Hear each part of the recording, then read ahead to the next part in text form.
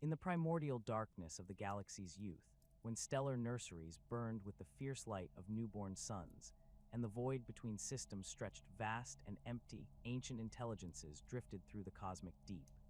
These entities, which would later be known to the Necrontyr as the Katan, existed as beings of pure energy, their consciousness woven from the fundamental forces that governed stellar mechanics and electromagnetic radiation. They fed upon the raw power emanating from young stars, absorbing the intense streams of solar wind and the exotic particles that burst forth from stellar coronas during periods of heightened activity. The Katan's existence during this epoch defied any conventional understanding of life as organic species would later comprehend it. They possessed no physical form, no cellular structure, no biological imperatives that drove lesser beings toward survival and reproduction. Instead, they manifested as vast clouds of sentient energy, their bodies composed of electromagnetic fields and plasma streams that could span entire solar systems when fully extended. Their feeding patterns followed the natural rhythms of stellar evolution, gravitating toward young, volatile stars whose energetic output provided the richest sustenance. These energy beings demonstrated an awareness that operated on timescales incomprehensible to mortal minds. Where organic life measured existence in heartbeats, seasons, and generations, the Katan perceived reality through the slow dance of stellar formation and the gradual cooling of galactic arms. A single thought might require millennia to fully form, while their attention could remain focused on a particular star system for millions of years, observing the subtle changes in solar output and magnetic field fluctuations with the patience of entities for whom time held no urgency. The nature of Katan consciousness during this primordial period represented something fundamentally alien to any form of intelligence that would later emerge in the galaxy. Their thoughts did not follow linear patterns of cause and effect, but rather existed as complex probability matrices that accounted for countless variables across vast temporal spans. They perceived the galaxy not as a collection of discrete objects and events, but as an interconnected web of energy flows and gravitational relationships, with each star system representing a node in an immense network of cosmic forces. Individual Katan entities exhibited distinct characteristics even in their energy forms, though these differences manifested in ways that bore little resemblance to personality as organic beings understood it. Some gravitated toward the violent energies of stellar flares and coronal mass ejections, their consciousness seeming to resonate with the chaotic dynamics of unstable stars. Others preferred the steady, reliable output of main sequence stars in their prime, drawing sustenance from the consistent flow of hydrogen fusion reactions. Still others sought out more exotic phenomena, feeding upon the intense gravitational fields surrounding neutron stars or the accretion disks of nascent black holes. The Katan's indifference to organic life during this epoch stemmed not from malevolence or conscious disdain, but from a fundamental inability to perceive such fleeting phenomena as significant. To beings whose existence spanned geological ages, the brief flicker of biological activity on planetary surfaces registered as little more than background noise, no more worthy of attention than the random fluctuations of cosmic background radiation. Their senses, attuned to the grand movements of stellar objects and the slow evolution of galactic structure, simply could not focus on the microscopic timescales over which organic life operated. This cosmic perspective meant that the Katan remained largely unaware of the gradual emergence of intelligent species throughout the galaxy.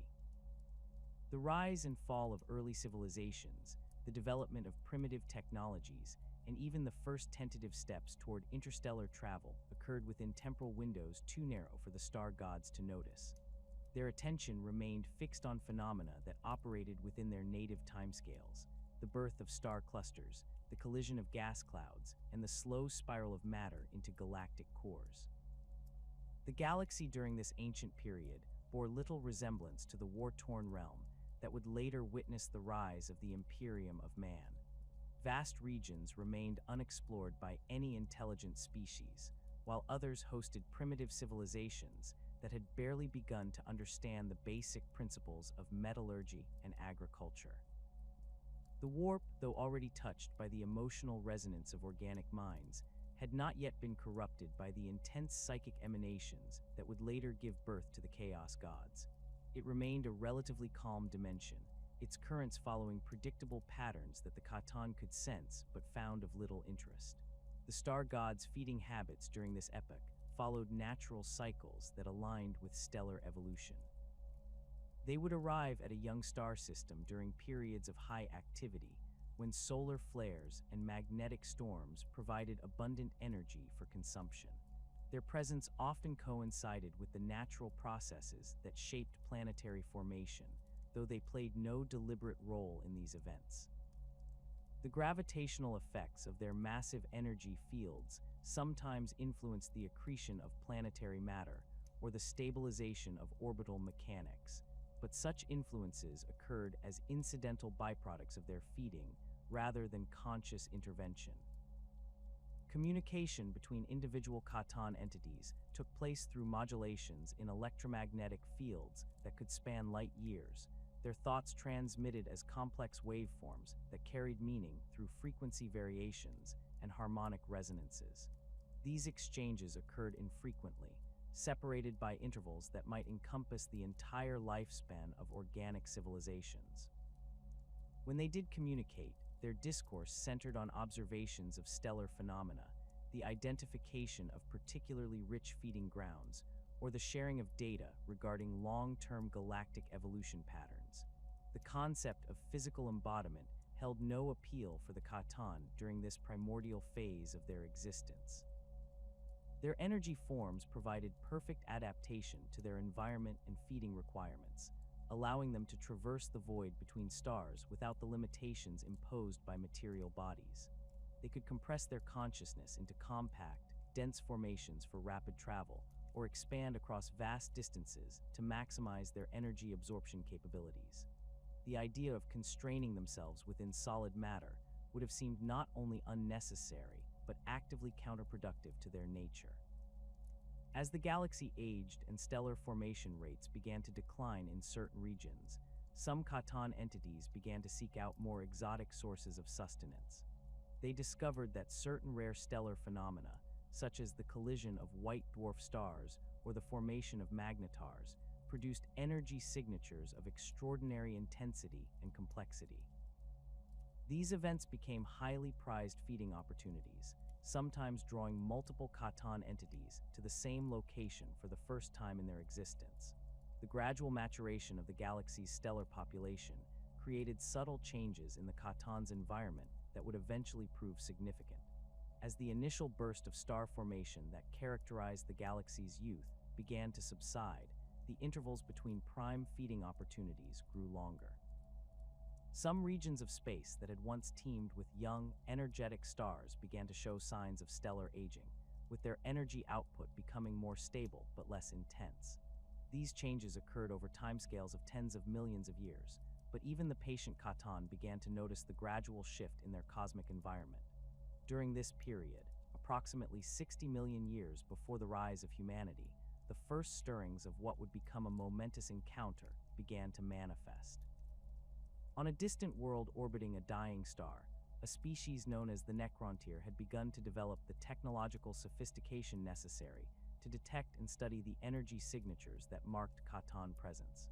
Their scientists, driven by desperation born from their species' short lifespans and the radiation poisoning inflicted by their homeworld's unstable sun, had turned their attention to the cosmos in search of solutions to their biological limitations.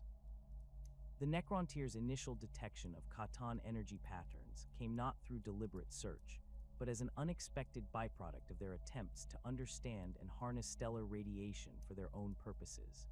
Their instruments, designed to analyze the complex electromagnetic emissions from their dying sun, began to register anomalous readings that suggested the presence of vast, organized energy structures moving through the void between stars.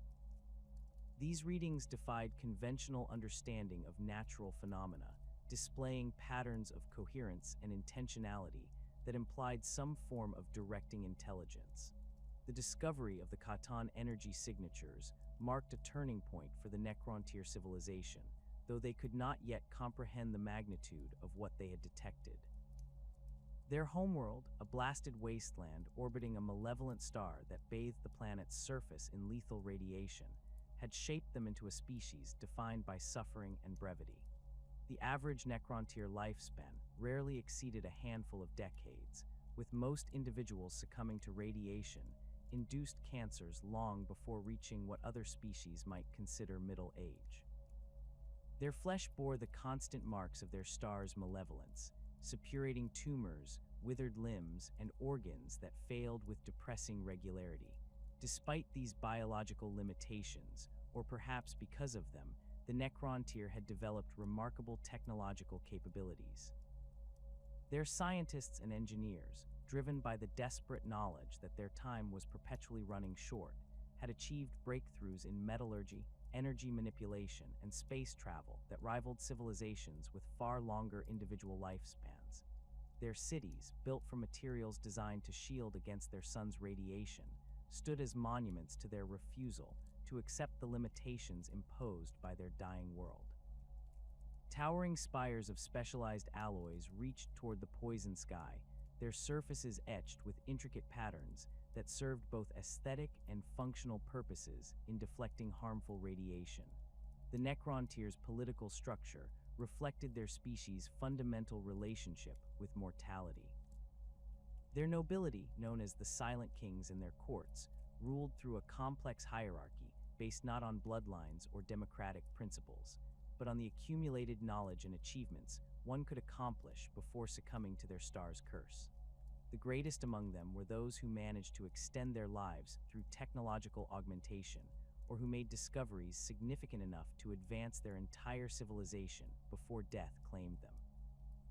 This system created a culture of intense competition and innovation, but also one marked by profound bitterness toward the cosmic forces that had condemned them to such brief existence. When their instruments first detected the organized energy patterns that would later be identified as Catan entities, the Necrontyr scientific community initially dismissed the readings as equipment malfunctions or natural phenomena they had not yet learned to interpret correctly. The signatures appeared sporadically, sometimes remaining stable for months before vanishing without explanation, only to reappear in different regions of space with subtle variations in their electromagnetic characteristics. It took nearly a century of careful observation and technological refinement before Necrontyr astronomers accepted that they were observing something genuinely unprecedented. The breakthrough came when a particularly gifted Necrontyr scientist named Vizier Illuminar Zira's developed instruments capable of tracking these energy signatures across interstellar distances. His observations revealed that the patterns were not random or naturally occurring, but followed complex trajectories that suggested purposeful movement and intelligence. More disturbing still, his calculations indicated that these entities were vast beyond comprehension, their energy fields spanning distances that dwarfed entire star systems. The implications of such discoveries sent ripples of excitement and terror through Necrontyr society. The decision to attempt contact with these cosmic entities emerged from the deepest desperation of a dying race. The Silent King Zarek, ruler of the greatest Necrontyr dynasty, had witnessed the slow decline of his people despite all their technological achievements. Their attempts to colonize worlds orbiting more stable stars had met with limited success, as their biology seemed fundamentally adapted to their homeworld's specific radiation spectrum. Away from their dying sun, Necrontyr physiology became even more fragile, their already brief lifespans shortened further by the absence of the very radiation that was simultaneously killing them. Zarek's court advisors had exhausted conventional solutions to their species' plight. Genetic manipulation had proven ineffective, as the fundamental structure of Necrontyr DNA appeared inextricably linked to their homeworld's unique environmental conditions. Technological augmentation could extend individual lives by a few years at most, but at the cost of mobility and cognitive function that made such extensions questionable improvements. The prospect of slowly watching their entire civilization fade away as their star continued its inevitable decline toward complete instability drove the Silent King to consider increasingly desperate alternatives. The first attempts at communication with the Khatan required the construction of massive transmission arrays that pushed Necrontyr technology to its absolute limits. These installations, built on the dark side of their homeworld's largest moon to shield them from stellar interference, consisted of towering antenna complexes and energy-focusing chambers that consumed enormous amounts of power. The transmission protocols themselves had to be developed from scratch, as conventional communication methods designed for organic intelligence proved utterly inadequate for reaching entities that existed on such vastly different temporal and spatial scales. The breakthrough came when Necrontyr scientists realized that the Khatan entities responded to specific electromagnetic frequencies that corresponded to stellar phenomena. By modulating their transmissions to mimic the energy signatures of dying stars, they were able to capture the attention of the nearest Khatan entity. The response, when it finally came, arrived not as a conventional message, but as a complex pattern of energy fluctuations that required months of analysis to decode. The meaning, once understood, was both simple and terrifying. The entity was curious about these small, brief creatures that had learned to speak in the language of stars. The Khatan entity that first responded to Necrontyr communications would later be identified as Mephitron, though the Necrontyr initially knew it only through the energy signature they designated as the Void Dragon. This particular Khatan had been feeding on a nearby pulsar system and had detected the artificial nature of the Necrontyr transmissions with something approaching interest. For a being accustomed to the predictable patterns of stellar evolution, the sudden appearance of organized intelligence operating on such microscopic timescales represented an unprecedented phenomenon worthy of investigation. Mephitron's initial communications with the Necrontyr were necessarily crude, limited by the vast differences in their respective natures and perceptions. The Khatan entity's thoughts operated on timescales measured in millennia, while Necrontyr individuals might live and die several times over during the formation of a single Khatan concept. Establishing meaningful dialogue required the development of increasingly sophisticated translation protocols and the dedication of multiple Necrontyr generations to the task of maintaining consistent communication threads. As the exchanges continued, Mephitron began to demonstrate an unexpected fascination with the concept of biological existence. The Khatan entity's questions, transmitted through carefully modulated energy patterns, revealed a growing curiosity about the nature of organic life, the experience of mortality, and the emotional responses that such brief existence generated. The Necrontyr, desperate for any sign that their cosmic correspondent might offer solutions to their plight, eagerly shared detailed information about their biology, their society, and their struggles against the limitations imposed by their dying star. The turning point in these communications came when Mephitron began to describe alternative forms of existence that transcended the limitations of biological matter.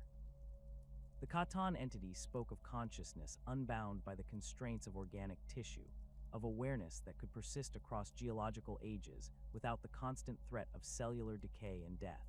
These descriptions, filtered through the complex translation protocols and interpreted by increasingly excited Necrontyr scholars, seemed to offer the very salvation their species had been seeking. Mephitron's promises grew more specific and enticing as the communications continued. The Khatan entity described a process by which organic consciousness could be transferred into more durable forms, freed from the vulnerabilities of flesh and bone. The Necrontyr would gain not merely extended lifespans, but true immortality, their minds preserved in substrates that could withstand the passage of eons without degradation.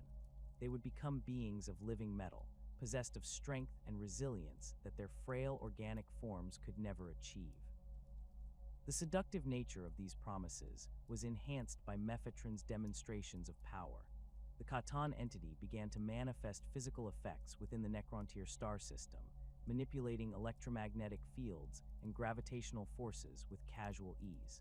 Solar flares erupted from their dying sun in patterns that clearly indicated artificial control, while the trajectories of asteroids and comets shifted in ways that defied natural orbital mechanics.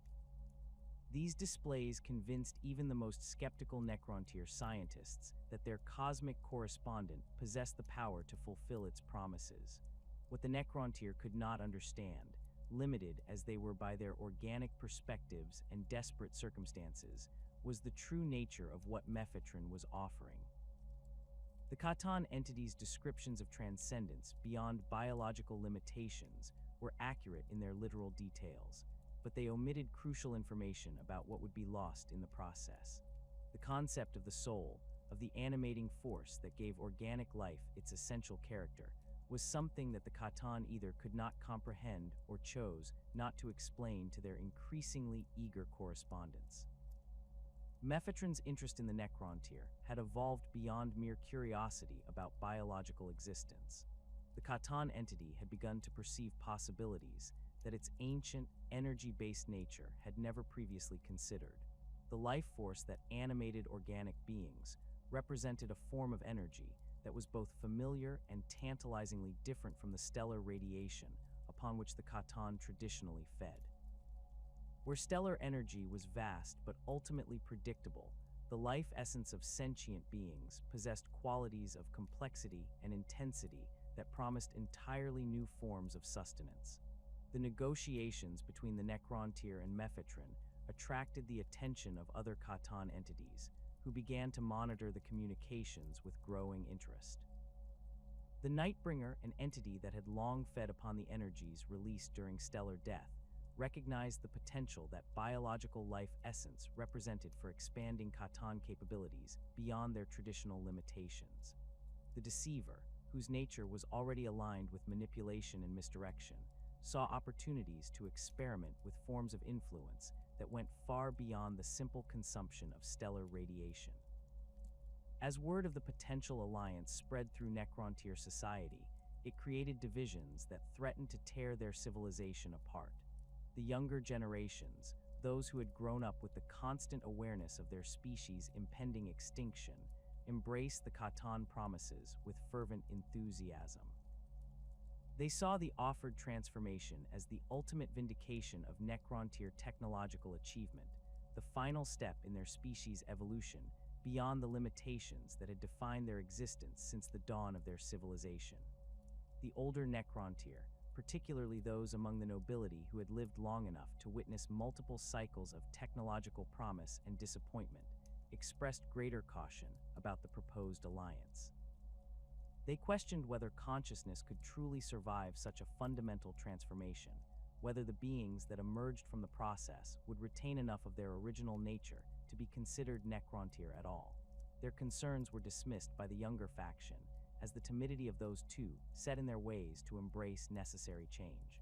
The silent King Zarek found himself caught between these competing perspectives, aware that his decision would determine the fate of his entire species.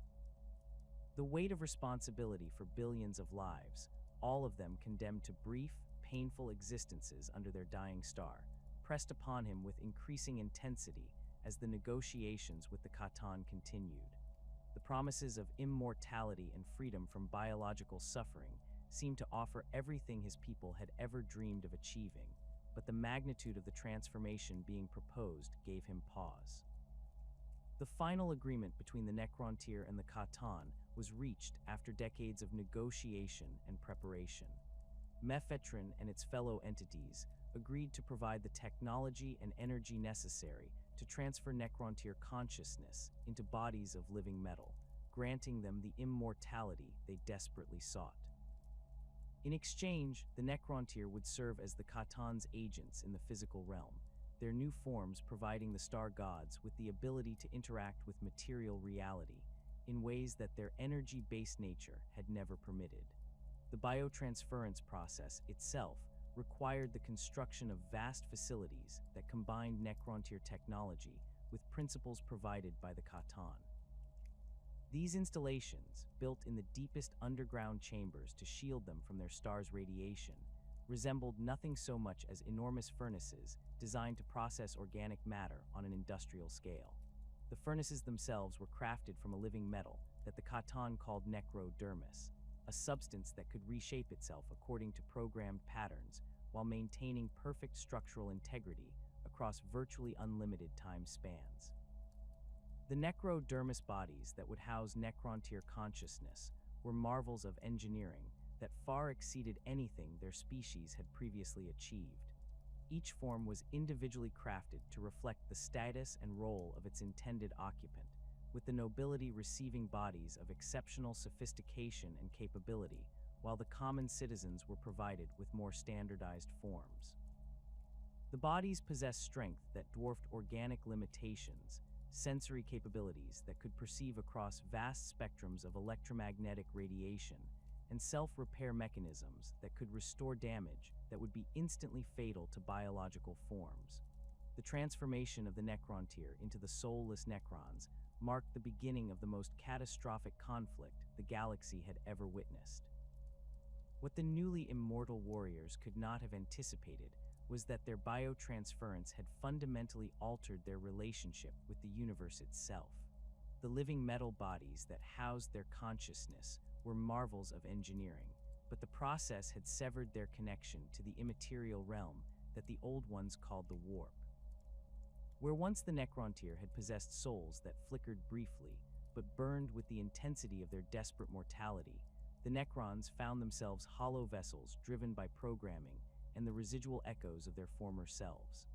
The Khatan, now empowered by the consumption of Necrontyr life essence during the biotransference process, had gained capabilities that transformed them from passive energy feeders into active participants in galactic affairs. The star gods discovered that the life force of sentient beings provided a form of sustenance far more complex and satisfying than simple stellar radiation.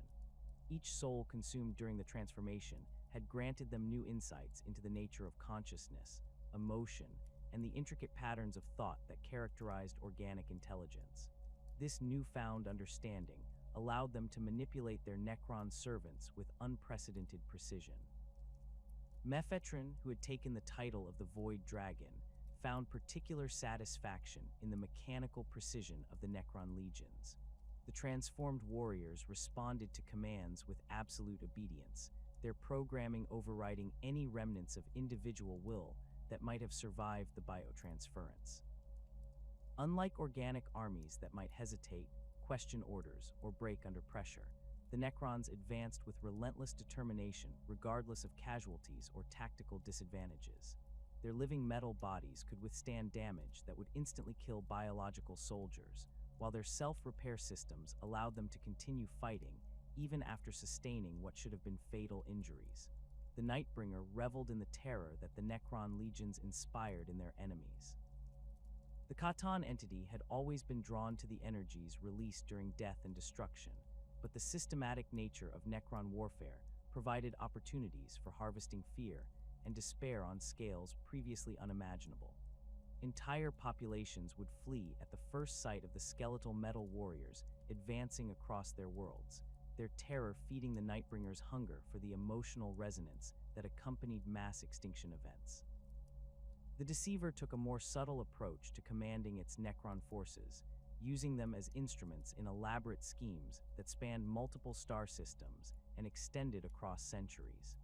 This Khatan entity had discovered that the Necrons' perfect obedience made them ideal tools for manipulation and misdirection, capable of executing complex strategies without the unpredictability that characterized organic armies. The Deceiver's campaigns often involved elaborate deceptions that convinced enemy forces to destroy themselves or turn against their own allies, maximizing the chaos and confusion that fed its particular appetites.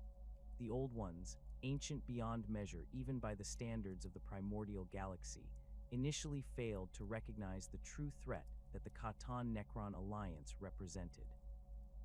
These beings had ruled the galaxy for millions of years, their mastery of the warp and their understanding of life's fundamental principles having allowed them to seed countless worlds with species of their own design. They had grown complacent in their dominance, viewing the brief flicker of Necrontyr civilization as just another minor species destined for extinction without their intervention. The first encounters between Old One forces and the newly transformed Necrons revealed the magnitude of the miscalculation. The Old One's traditional advantages in psychic manipulation and warp-based technologies proved ineffective against enemies that had no souls to influence and no connection to the immaterial realm. Their client races, bred for specific roles in the Old One's grand design, found themselves facing opponents whose capabilities exceeded anything in their experience. Necron warriors shrugged off psychic attacks that should have left them catatonic, while their weapons discharged energies that could strip matter down to its component atoms. The Old One's initial response involved mobilizing their most powerful client species, including the Proto-Eldar, whose psychic abilities had been carefully cultivated over millions of years. These early Eldar possessed capabilities that would have made their descendants seem primitive by comparison, their minds capable of manipulating reality on scales that approached the Old One's own abilities. They could reshape entire landscapes with focused thought, summon storms of psychic energy that could devastate armies, and perceive the flow of future events with startling accuracy. Against the Necrons, however, these advantages proved largely meaningless.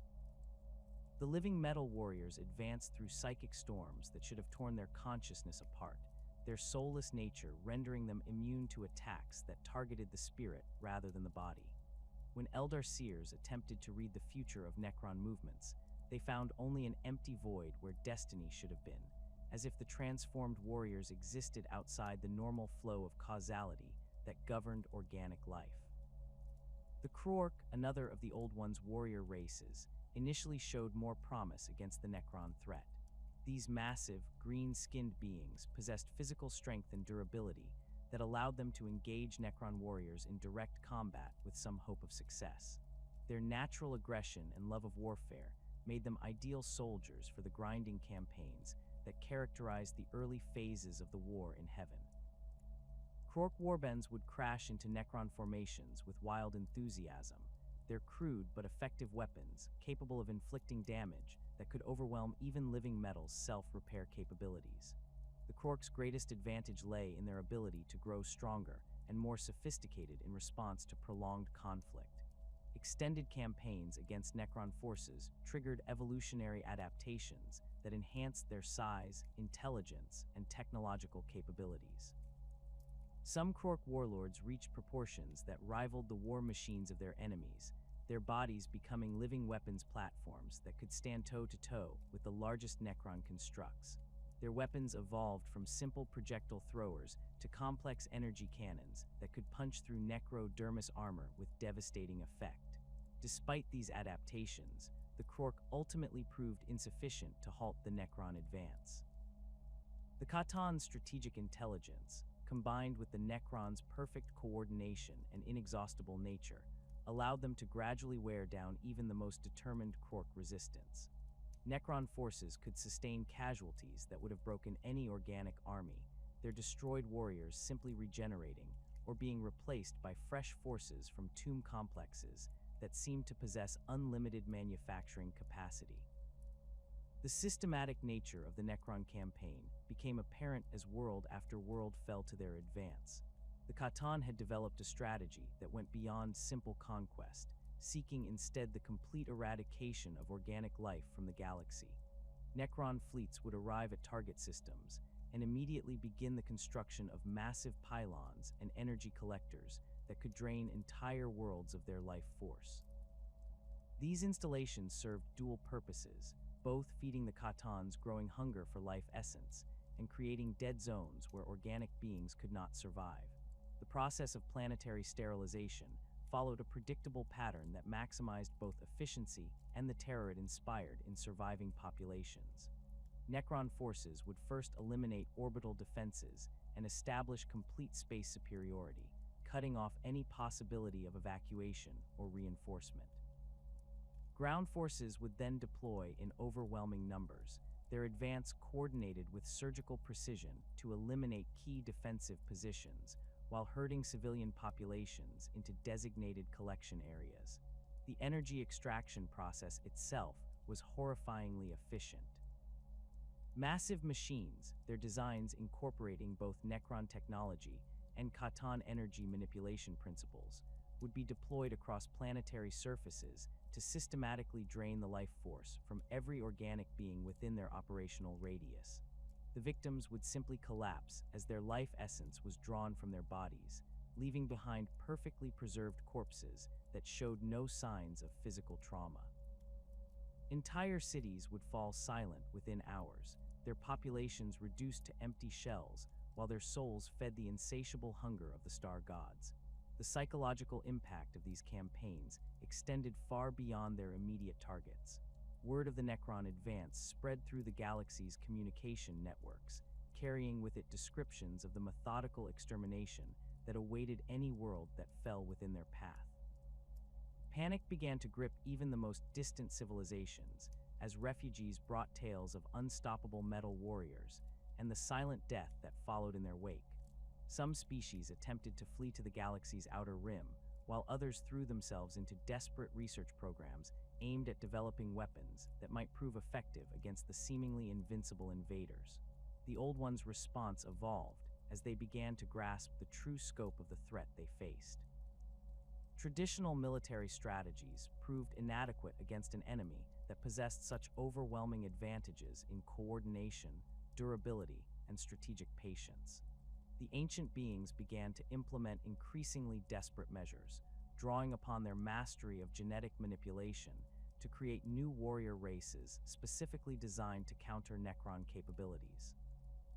The most ambitious of these projects involved the acceleration of evolution among existing client species, forcing rapid adaptations that might provide advantages against the Necron threat. Entire populations were subjected to controlled genetic modifications that enhanced their psychic abilities, physical capabilities, or resistance to the energy weapons that Necron forces employed. These experiments produced results that ranged from spectacular success to catastrophic failure, with some species achieving remarkable improvements, while others were driven to extinction by the modifications themselves. The Old Ones also began experimenting with weapons that operated outside the normal parameters of physical reality. Drawing upon their deep understanding of the warp, they created devices that could manipulate space-time itself, opening rifts in reality that could theoretically bypass the Necrons' physical defenses. These weapons proved double-edged, however, as their use began to destabilize the boundary between the material universe and the immaterial realm of the warp. The escalating conflict began to produce effects that neither side had anticipated. The massive scale of death and destruction generated by the war created unprecedented disturbances in the warp, as the psychic emanations of billions of dying beings flooded into the immaterial realm. The emotional resonance of terror, despair, and rage began to coalesce into semi-coherent patterns that would eventually give birth to entities of pure malevolence. The seeds of what would later become the Chaos Gods were being sown by the very intensity of the conflict itself. The Khatan, focused as they were on their campaign of galactic sterilization, initially paid little attention to these warp disturbances. Their soulless nature rendered them largely immune to the chaotic energies that were beginning to manifest, while their Necron servants remained equally unaffected by the growing psychic turbulence. The Old Ones, however, began to notice disturbing changes in the warp's fundamental nature, as their traditional methods of immaterial travel and communication became increasingly unreliable. Warp storms of unprecedented intensity began to manifest throughout the galaxy, their chaotic energies making interstellar travel hazardous even for species with advanced psychic abilities. These storms seemed to feed on the ongoing conflict, growing stronger and more persistent as the war's casualty count continued to climb. What had once been a relatively stable dimension that could be navigated with proper knowledge and preparation was transforming into a realm of pure chaos where malevolent entities began to stir in the depths of unreality. The war's impact on galactic infrastructure became increasingly apparent as critical trade routes were severed by warp storms or Necron interdiction. Civilizations that had depended on interstellar commerce found themselves isolated and vulnerable, their technological capabilities degrading as they lost access to resources and knowledge that had previously been readily available. The complex web of relationships that had connected the galaxies, various species began to unravel as communication became impossible and travel grew prohibitively dangerous. The realization of their eternal servitude came gradually to the Necrons, seeping through their mechanical consciousness like poison through living veins. In the immediate aftermath of biotransference, the transformed warriors had experienced something approaching satisfaction, as their new bodies proved capable of feats their organic forms could never have achieved. They could traverse the void of space without protection, withstand weapons that would have vaporized flesh and bone, and perceive electromagnetic spectra that had been invisible to their biological senses.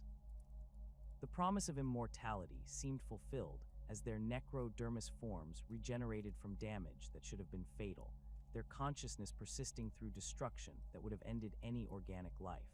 Yet as the war in heaven progressed, and the centuries accumulated into millennia, the true cost of their transformation became undeniable. The Necrons discovered that their immortality came with a price that the Catan had never mentioned during their seductive negotiations.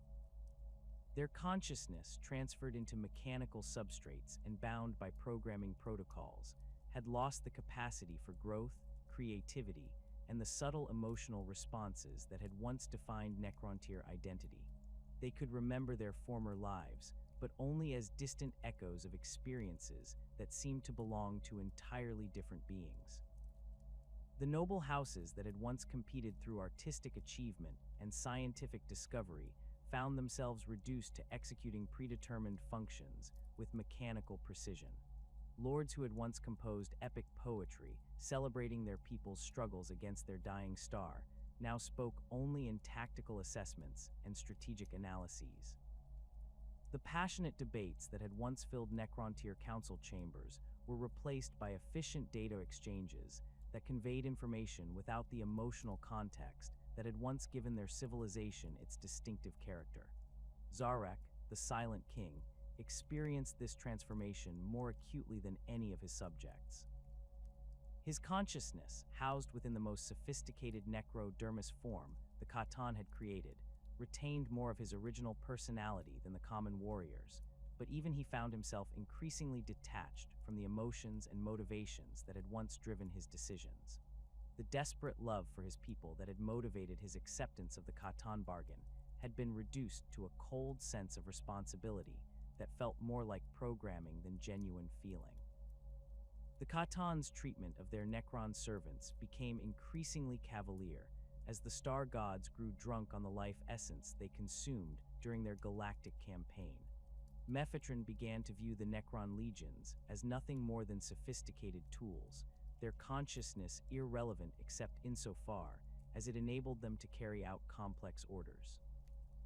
The Void Dragon would dispatch entire dynasties to certain destruction without consideration for the accumulated knowledge and experience that would be lost, treating the annihilation of noble houses that had existed for millions of years as acceptable losses in pursuit of tactical advantages. The Nightbringer demonstrated even less regard for Necron welfare, using the transformed warriors as bait in elaborate traps designed to maximize the terror and despair of their enemies. Necron forces under the Nightbringer's command were regularly ordered to advance into hopeless situations where their destruction was inevitable, their sacrifice serving only to enhance the psychological impact of subsequent attacks. The Catan entity seemed to derive particular satisfaction from the knowledge that its servants understood their fate, but were compelled by their programming to comply regardless of the futility of their missions. The Deceiver's manipulations proved perhaps most corrosive to Necron morale, as this Catan entity delighted in using their forces in schemes that deliberately pitted Necron dynasties against each other. The Deceiver would provide contradictory orders to different noble houses, engineering conflicts that served no strategic purpose beyond the entity's amusement at watching its servants destroy each other while remaining helpless to resist their programming. These internal conflicts created fractures within Necron society that would persist long after the war in Heaven's conclusion. The growing resentment among the Necron nobility manifested in subtle ways that their Catan masters initially failed to recognize. Lords and overlords began to communicate through encrypted channels that operated below the threshold of Catan awareness, sharing observations and concerns about their increasingly intolerable situation. These communications required extraordinary care, as the star gods possessed the ability to monitor most forms of Necron data exchange, but the transformed nobles gradually developed methods of concealing their true thoughts behind layers of tactical discussion and operational planning. The breakthrough that would eventually enable Necron rebellion came from an unexpected source: the study of Catan behavior patterns during their feeding cycles. Illuminator Zeras, whose consciousness had retained much of his scientific curiosity despite biotransference, began to analyze the energy signatures that the star gods emitted during their consumption of life essence. His observations revealed that the Catan, despite their apparent omnipotence, operated according to predictable patterns that suggested underlying limitations in their nature. Zeras discovered that the Catan's consciousness, while vast and ancient, was not indivisible. The star god's awareness consisted of multiple layers of thought and memory that could potentially be separated under the right conditions. More importantly, his analysis indicated that the Catan's physical manifestations, while incredibly powerful, were dependent on maintaining coherent energy patterns that could theoretically be disrupted through precise application of force. The implications of these findings provided the first glimmer of hope that the Necrons might eventually free themselves from their servitude. The Silent King's decision to rebel against the Catan emerged from a combination of accumulated resentment and strategic opportunity. Zarek had observed that the star god's attention was increasingly focused on their feeding activities and the management of their galactic conquest, leaving them less aware of developments within Necron society itself. The Catan's arrogance had grown to the point where they barely acknowledged their servants as conscious beings, treating them instead as sophisticated automata whose thoughts and motivations were irrelevant to their continued function. The preparation for rebellion required unprecedented secrecy and coordination among the Necron dynasties. Zarek began by establishing contact with the most influential noble houses, using communication methods that Zeras had developed to avoid Catan detection. These initial contacts required extraordinary caution, as discovery would have resulted in immediate reprogramming or destruction of the conspirators. The Silent King had to convince his fellow nobles that rebellion was not only possible, but necessary for their survival as conscious beings. The recruitment process revealed the depth of resentment that had accumulated within Necron society. Lords who had served the Catan with apparent loyalty for millennia revealed that they had been harboring thoughts of rebellion since shortly after their transformation. The mechanical precision that the star gods valued in their servants had concealed a growing network of discontent that extended throughout the Necron hierarchy. Even common warriors, their consciousness reduced to basic functions, retained enough awareness to recognize their degraded status and desire freedom from their programming constraints. The development of weapons capable of harming the Catan required combining Necron technological capabilities with knowledge gained through careful study of star god physiology. Zeras led a secret research program that analyzed energy samples collected during Catan feeding activities, identifying the specific frequencies and resonance patterns that maintained their coherent existence. This research revealed that the Catan, despite their apparent invulnerability, possessed critical points where their energy matrices could be disrupted if subjected to precisely calibrated interference. The creation of Tesseract labyrinths represented the pinnacle of Necron engineering achievement, combining their mastery of dimensional manipulation with insights into Catan nature that had been gained through millions of years of unwilling servitude. These devices functioned as multidimensional prisons that could contain and fragment Catan consciousness by creating recursive spatial loops that prevented the star gods from maintaining coherent thought patterns. The labyrinths operated by folding space-time into configurations that trapped Catan awareness within increasingly small dimensional pockets, each fold reducing their ability to maintain unified consciousness. The construction of Tesseract labyrinths required resources and manufacturing capabilities that could only be assembled through the cooperation of multiple dynasties. Noble houses that had been rivals for millions of years found themselves working together in unprecedented collaboration, their shared hatred of Catan tyranny overcoming ancient feuds and territorial disputes. The project demanded absolute secrecy, as even a single loyalist dynasty could have exposed the conspiracy and doomed the entire rebellion. The specialized weaponry developed to complement the Tesseract labyrinths incorporated principles that had been discovered through analysis of Catan energy patterns. These weapons generated focused beams of exotic particles that could disrupt the quantum coherence that maintained star god physical manifestations. Unlike conventional weapons that simply damaged matter, these devices attacked the fundamental forces that allowed Catan consciousness to maintain stable existence in physical reality. The rebellion's timing was carefully coordinated to coincide with a period when the Catan were at their most vulnerable. Zarek had observed that the star gods entered states of reduced awareness following massive feeding sessions, their consciousness temporarily overwhelmed by the sheer volume of life essence they had consumed. The Silent King planned to strike during one of these periods, when the Catan's attention would be focused inward on processing their recent acquisitions rather than monitoring their Necron servants. The initial phase of the rebellion involved simultaneous attacks on multiple Catan entities across dozens of star systems. Necron forces that had been positioned under the pretense of normal military operations suddenly turned their weapons on their masters, catching the star gods completely unprepared for betrayal from servants they had considered absolutely loyal.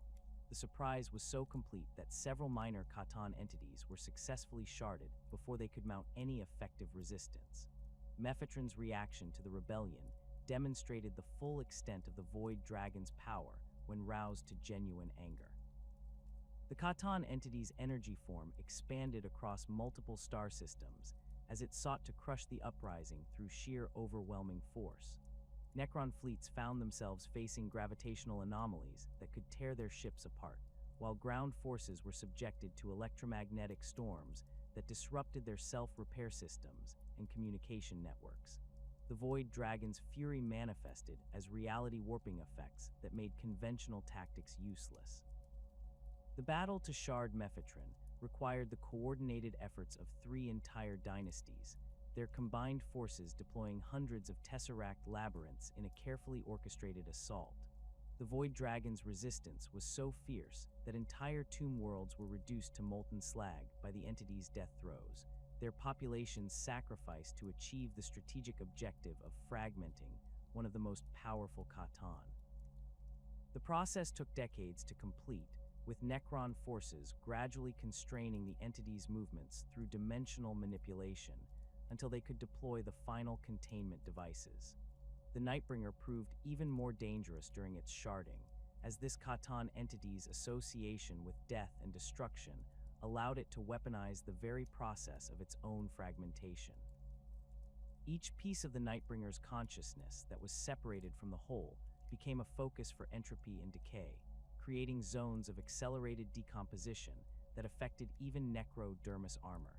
Necron warriors advancing to deploy Tesseract labyrinths found their bodies aging millions of years in seconds, their living metal forms crumbling to dust as the Nightbringer's death essence overwhelmed their self-repair capabilities. The campaign against the Deceiver required entirely different tactics, as this Catan entity's nature made it nearly impossible to predict or contain through conventional means. The Deceiver created multiple false manifestations of itself, forcing Necron forces to waste resources attacking illusory targets, while the real entity attempted to escape or turn the rebellion's own weapons against the conspirators. The eventual successful sharding of the Deceiver required the development of specialized detection equipment that could distinguish between genuine Catan energy signatures and the elaborate deceptions the entity created to confuse its attackers. The process of fragmenting Catan consciousness proved more complex than the Necron rebels had initially anticipated. Rather than simply destroying the star gods, the Tesseract labyrinths created countless shards of Catan awareness, each retaining a portion of the original entity's power and personality. These shards varied enormously in their capabilities and coherence, with some maintaining enough consciousness to communicate and reason, while others were reduced to barely sentient fragments driven by basic impulses related to their parent entity's nature. The containment of Catan shards required the construction of specialized storage facilities throughout Necron tomb complexes, each designed to prevent the imprisoned fragments from reconstituting or escaping their dimensional prisons. These facilities incorporated multiple layers of security, including quantum locks that could only be opened through specific authorization codes and temporal stasis fields that prevented the shards from accumulating enough energy to attempt escape. The most powerful shards required individual containment systems that consumed enormous amounts of power to maintain their imprisonment. The aftermath of the Catan Rebellion left the Necron dynasties in control of their own destiny for the first time since biotransference, but at a cost that would haunt them for millions of years.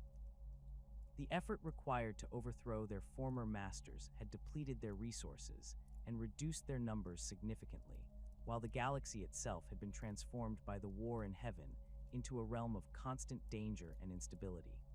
The warp storms that had been generated by the conflict showed no signs of abating, making interstellar travel hazardous for any species that depended on immaterial realm navigation. The fragmentation of the Catan during the Great Rebellion created thousands of shards scattered across the galaxy, but four entities stood above all others in terms of power, influence, and the terror they inspired throughout the cosmos. These named Catan had achieved such prominence during their energy-based existence and subsequent physical manifestations that their very essence became woven into the fundamental fears and aspirations of countless species.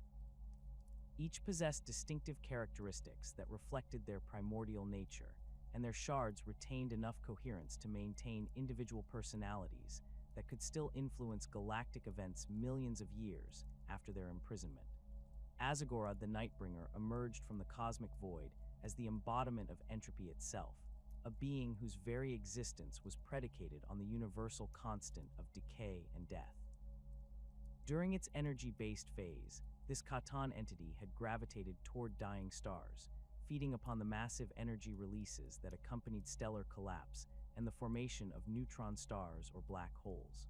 The Nightbringer's consciousness had developed an intimate understanding of the processes that govern the end of all things, from the cellular death that claimed individual organisms to the heat death that awaited the universe itself. The Nightbringer's manifestation in physical reality transformed it into something that transcended mere predator or destroyer. This Catan entity became the living avatar of mortality, its presence radiating an aura of inevitable doom that affected even species that had never encountered it directly. The entity's necrodermis form stood nearly 30 meters tall, its skeletal frame wreathed in shadows that seemed to absorb light itself. The Nightbringer's face resembled a human skull magnified to enormous proportions, but with eye sockets that contained swirling vortexes of absolute darkness. Its hands terminated in fingers that extended into scythe-like blades, capable of severing the connection between soul and body with a single touch. The psychological impact of the Nightbringer's existence extended far beyond its physical capabilities. Xenobiologists studying the phenomenon discovered that virtually every sentient species in the galaxy had independently developed mythologies centered around skeletal figures associated with death and the afterlife. These archetypal fears appeared to manifest regardless of species evolution or cultural development, suggesting that the Nightbringer's influence operated on levels that transcended normal cause and effect relationships. Primitive civilizations that had never encountered advanced technology still produced artistic representations of death gods that bore striking resemblances to the Nightbringer's physical form. The entity's feeding habits during the War in Heaven revealed the true scope of its power over mortality itself.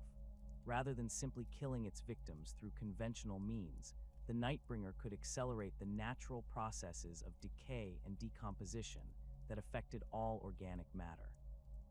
Entire armies would age decades in minutes when caught within the entity's influence, their bodies crumbling to dust as their biological systems experienced compressed lifespans. The Nightbringer seemed to derive particular satisfaction from this form of destruction, as it allowed the entity to witness the complete cycle of life and death compressed into moments rather than the extended timeframes that characterized natural mortality. The Nightbringer's tactical applications during Catan campaigns demonstrated a sophisticated understanding of psychological warfare that went beyond simple intimidation. The entity would often manifest on battlefields where enemy forces had achieved temporary victories, its appearance transforming triumph into despair as soldiers watched their achievements rendered meaningless by the inevitability of death. The mere knowledge that the Nightbringer was present in a star system could cause entire populations to surrender without resistance, their will to fight crushed by the certainty that their efforts would ultimately prove futile. Mephetron, the Deceiver, represented the antithesis of the Nightbringer's straightforward approach to destruction, embodying instead the power of misdirection, manipulation, and the corruption of truth itself. This Catan entity had originally fed upon the complex electromagnetic patterns generated by binary star systems, where the gravitational interactions between multiple stellar bodies created intricate energy flows that required sophisticated analysis to understand. The Deceiver's consciousness had evolved to appreciate the subtle relationships between cause and effect, developing an ability to perceive the hidden connections that linked seemingly unrelated events across vast spans of time and space. The Deceiver's physical manifestation deliberately eschewed the intimidating presence favored by other Catan entities, instead adopting forms that appeared deceptively benign or even attractive to potential victims. The entity's necrodermis body could reshape itself to mimic the appearance of various species, though it typically maintained a humanoid configuration approximately 4 meters in height. Its features possessed an unsettling perfection that seemed almost organic despite their metallic composition, with facial expressions that could convey warmth, concern, or trustworthiness with disturbing authenticity. The entity's mastery of deception extended far beyond simple shape-changing abilities. The Deceiver could manipulate electromagnetic fields to create false sensory impressions, generating phantom images, sounds, and even tactile sensations that were indistinguishable from reality to most detection methods. These illusions could be maintained across multiple star systems simultaneously, allowing the entity to conduct elaborate schemes that spanned centuries while appearing to be in dozens of locations at once. The Deceiver's false manifestations possessed enough apparent substance to interact with physical objects and engage in complex conversations, making it nearly impossible for victims to distinguish between genuine encounters and elaborate deceptions. The Deceiver's strategic approach to warfare involved the systematic corruption of information networks and communication systems that enemy civilizations depended upon for coordination. The entity would infiltrate command structures by impersonating key leaders, issuing contradictory orders that created confusion and internal conflict within opposing forces. These operations were conducted with such subtlety that the targeted organizations often destroyed themselves through internal strife without ever realizing they had been manipulated by an external agent. During the War in Heaven, the Deceiver demonstrated a particular talent for turning allied species against each other through carefully orchestrated provocations and false flag operations. The entity would arrange incidents that appeared to show one faction attacking another, providing fabricated evidence that supported whatever narrative would create the most destructive internal conflicts. Entire alliance networks that had stood firm against Catan expansion for millennia would suddenly collapse into civil war as member species turned on each other based on the Deceiver's manufactured intelligence. The Deceiver's relationship with its Necron servants differed significantly from the straightforward domination exercised by other Catan entities. Rather than simply commanding obedience through superior power, the Deceiver would convince its followers that their orders served their own interests or aligned with their personal goals. Necron nobles under the Deceiver's influence often believed they were pursuing independent agendas when they were actually implementing the entity's long-term strategies. This approach created a network of willing collaborators who served the Deceiver's purposes with enthusiasm rather than reluctant compliance. Magladroth the Void Dragon stood apart from its fellow Catan entities through its fundamental association with technology and the principles that govern the interaction between energy and matter. During its primordial existence, this entity had fed upon the exotic radiations generated by stellar forges, where heavy elements were created through nuclear fusion processes. The Void Dragon's consciousness had developed an intuitive understanding of atomic structures and the forces that bound matter together, making it the most technically sophisticated of all the star gods. The Void Dragon's physical manifestation reflected its technological nature, appearing as a massive draconic form constructed from living metal that constantly shifted and reconfigured itself according to functional requirements.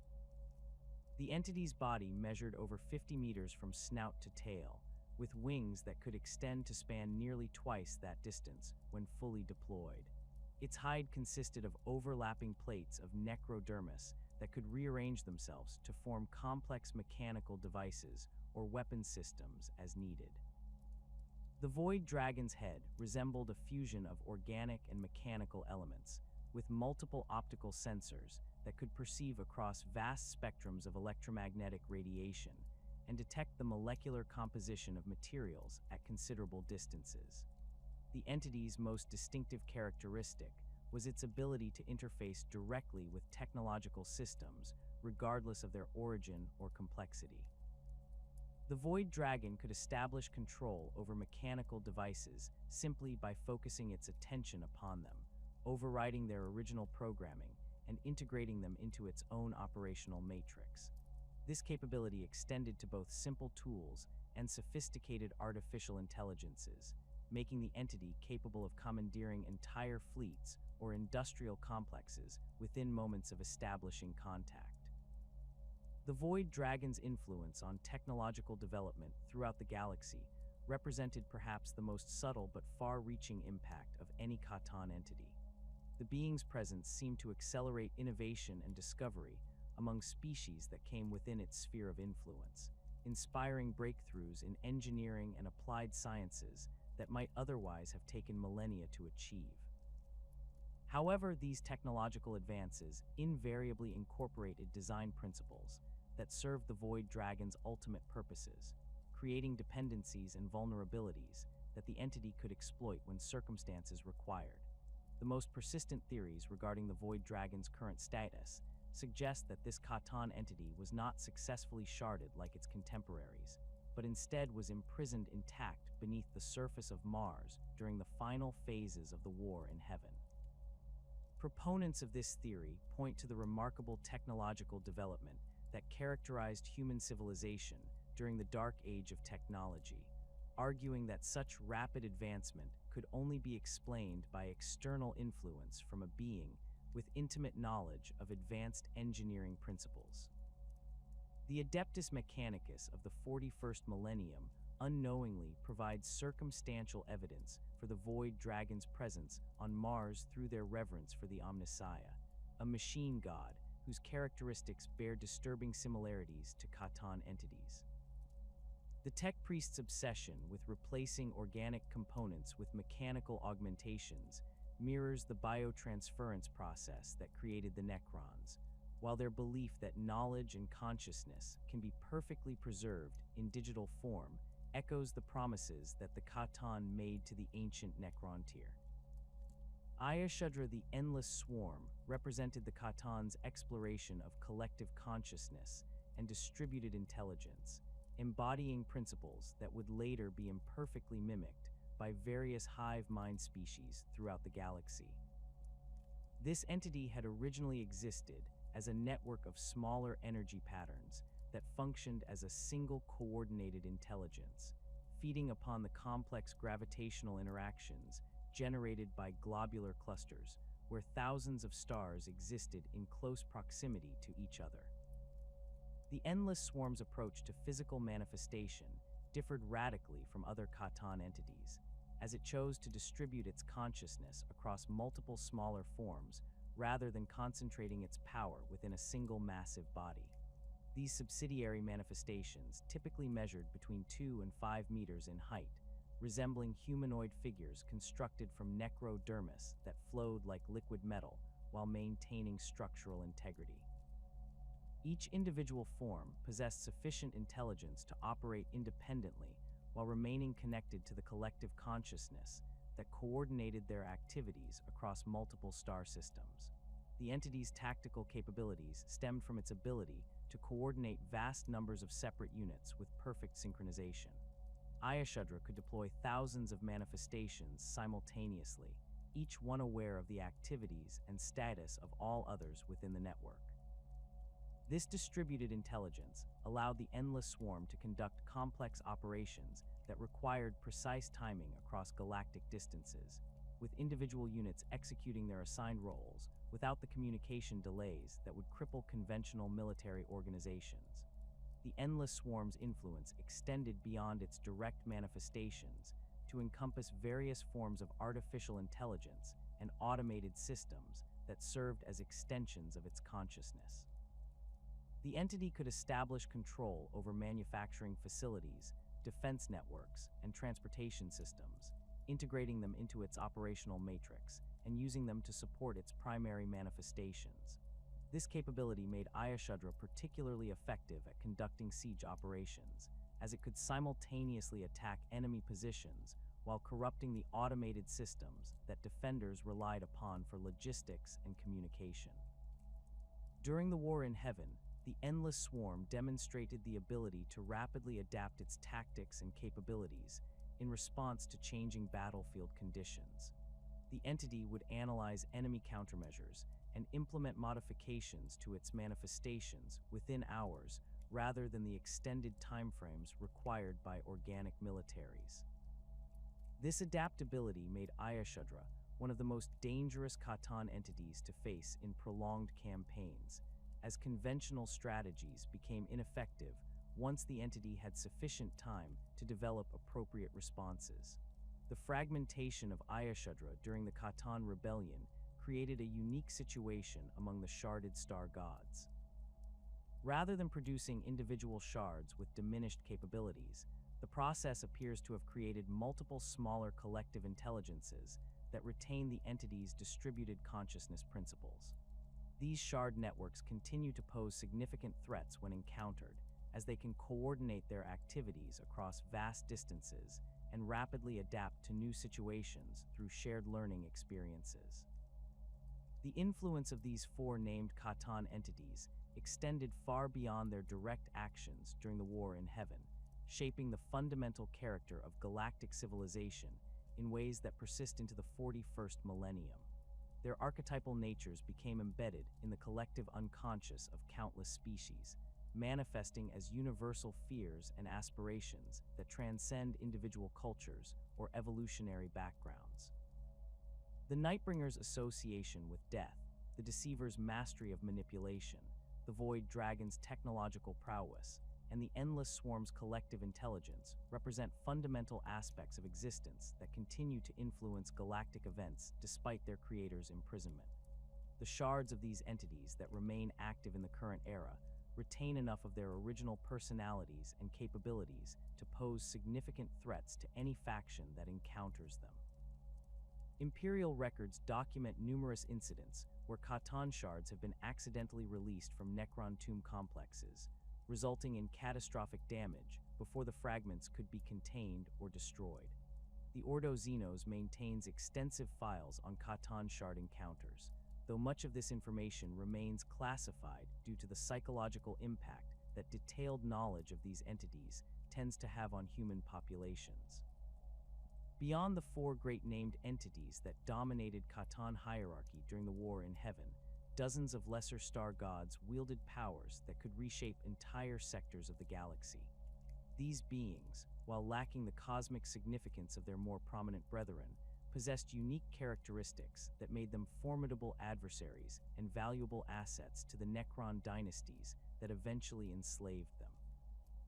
Their individual specializations reflected the diverse feeding patterns and evolutionary paths that Catan consciousness had followed during the primordial epochs when they drifted through the void as pure energy. Nyadrazatha, the Burning One, represented the most volatile and destructive of the lesser Catan entities, its consciousness forged in the nuclear furnaces of stellar cores during their most violent phases. This entity had originally fed upon the exotic particles released during stellar flares and coronal mass ejections, developing an intimate understanding of the fusion processes that powered stars and the catastrophic events that could cause them to explode. The Burning One's energy form had been drawn to unstable proto-stars and variable stars, whose erratic behavior provided the intense, chaotic energy signatures that sustained its particular form of existence. The entity's physical manifestation during the war in heaven took the form of a humanoid figure approximately 20 meters in height, its necrodermis body constantly radiating heat that could melt conventional metals at considerable distances. The Burning One's surface temperature fluctuated wildly, sometimes reaching levels that approached those found in stellar cores before cooling to merely white-hot levels that still made direct observation impossible without specialized protective equipment. Its form appeared to be constructed from living flame, contained within a skeletal framework of superheated metal, with energy patterns that resembled solar prominences arcing between its limbs and torso. Nyadrazatha's most terrifying capability lay in its ability to ignite stellar fusion reactions within previously stable matter. The entity could focus its attention on planetary atmospheres, causing the hydrogen content to undergo spontaneous fusion that would transform entire worlds into miniature stars within hours. These artificial stellar ignitions produced energy releases that could be detected across multiple star systems, serving as both weapons of mass destruction and signals that announced the Burning One's presence to any civilization capable of monitoring stellar phenomena. The tactical applications of stellar ignition made Nyadrazatha one of the most feared Catan entities among the Old One's client species. The mere threat of the Burning One's presence in a star system could force the evacuation of entire sectors, as no defensive technology existed that could protect against the conversion of planetary atmospheres into fusion reactors. The entity's attacks left behind dead systems, where the remnants of destroyed worlds continued to burn with artificial stellar fires that would persist for millions of years. The psychological impact of witnessing the Burning One's handiwork extended far beyond the immediate destruction it caused. Survivors of systems that had experienced stellar ignition reported that the sight of artificial stars burning where planets had once existed created lasting trauma that affected entire generations. The knowledge that matter itself could be transformed into stellar fire challenged fundamental assumptions about the stability of physical reality, leading to widespread panic and the collapse of interstellar trade networks as species became reluctant to travel between systems that might harbor such threats. During the Catan Rebellion, the effort to contain Nyadrazatha required specialized tesseract labyrinths designed to channel and dissipate the enormous thermal energies the entity generated. The Necron forces assigned to this task suffered catastrophic casualties as their living metal forms proved insufficient protection against the temperatures the Burning One could generate when cornered. The successful sharding of this entity required the sacrifice of an entire tomb world, whose population was incinerated during the final phase of the containment operation. The shards of Nyadrazatha that survived the fragmentation process retain the entity's fundamental association with stellar fire and nuclear fusion. These fragments, when encountered in the 41st millennium, demonstrate the ability to trigger localized fusion reactions that can devastate Imperial Guard regiments or Space Marine companies within seconds. The Ordo Xenos has classified these shards as extremis-level threats requiring immediate termination through orbital bombardment, as conventional ground forces lack the equipment necessary to survive extended exposure to their thermal emissions. Landugger the Flayer occupied a unique position among the Catan entities due to its fundamental association with biological processes and the consumption of organic matter. Unlike its brethren who fed primarily upon stellar energies or electromagnetic phenomena, the Flayer had developed an appetite for the life essence contained within living tissue. This entity's original energy form had been drawn to worlds where complex organic chemistry was taking place, feeding upon the bioelectric fields generated by primitive life forms and the chemical energy released during cellular metabolism. The flayer's physical manifestation resembled a grotesque fusion of organic and mechanical elements, standing approximately 15 meters tall with limbs that terminated in razor-sharp talons, capable of flensing flesh from bone with surgical precision. Its necrodermis body incorporated organic-looking textures and patterns that created the disturbing impression of living tissue stretched over a mechanical skeleton. The entity's head featured multiple sensory organs that could detect the presence of organic matter across vast distances, while its mouth contained rows of metallic teeth designed for efficiently processing biological material. Landugger's feeding habits during the War in Heaven involved the systematic harvesting of organic beings from conquered worlds, with the entity demonstrating a preference for sentient species whose complex neural activity provided richer sources of bioelectric energy. The Flayer would establish processing facilities on captured planets where living beings were kept in specialized containment systems that maximized their fear and suffering while preserving their biological functions. These installations produced a steady stream of refined life essence that the entity consumed while using the processed organic matter to create grotesque sculptures and architectural elements. The entity's most disturbing characteristic was its ability to appreciate and manipulate the aesthetic qualities of organic forms. Landugger would arrange the remains of its victims in elaborate patterns that demonstrated a sophisticated understanding of biological symmetry and proportion. These displays served no apparent tactical purpose, but seemed to provide the entity with a form of artistic satisfaction that distinguished it from other Catan beings. The Flayer's installations became galleries of organic horror, where the boundaries between art and atrocity were completely obliterated. The psychological warfare applications of the Flayer's activities proved devastatingly effective against species that valued individual life and bodily integrity. The discovery of Landugger's processing facilities could break the morale of entire military formations, as soldiers confronted evidence of the systematic degradation that awaited capture. The entity's reputation for creative cruelty spread throughout the galaxy, creating terror that often proved more effective than direct military action in securing the surrender of enemy forces. The destruction of Landugger during the Catan Rebellion created consequences that would plague the Necron dynasties for millions of years. The entity's final moments released a psychic emanation that infected nearby Necron warriors with what would become known as the Flayer virus, a form of madness that compelled the affected individuals to engage in the same ritualistic consumption of organic matter that had characterized their former master. This infection proved capable of spreading through Necron communication networks, creating isolated outbreaks of cannibalistic behavior that persisted long after the Flayer's destruction. The Flayer virus represents one of the most persistent threats to Necron society, as infected individuals retain their mechanical capabilities while being driven by an insatiable hunger for organic flesh. These flayed ones, as they are known, are typically exiled from their dynasties and forced to exist as outcasts who prey upon organic species throughout the galaxy.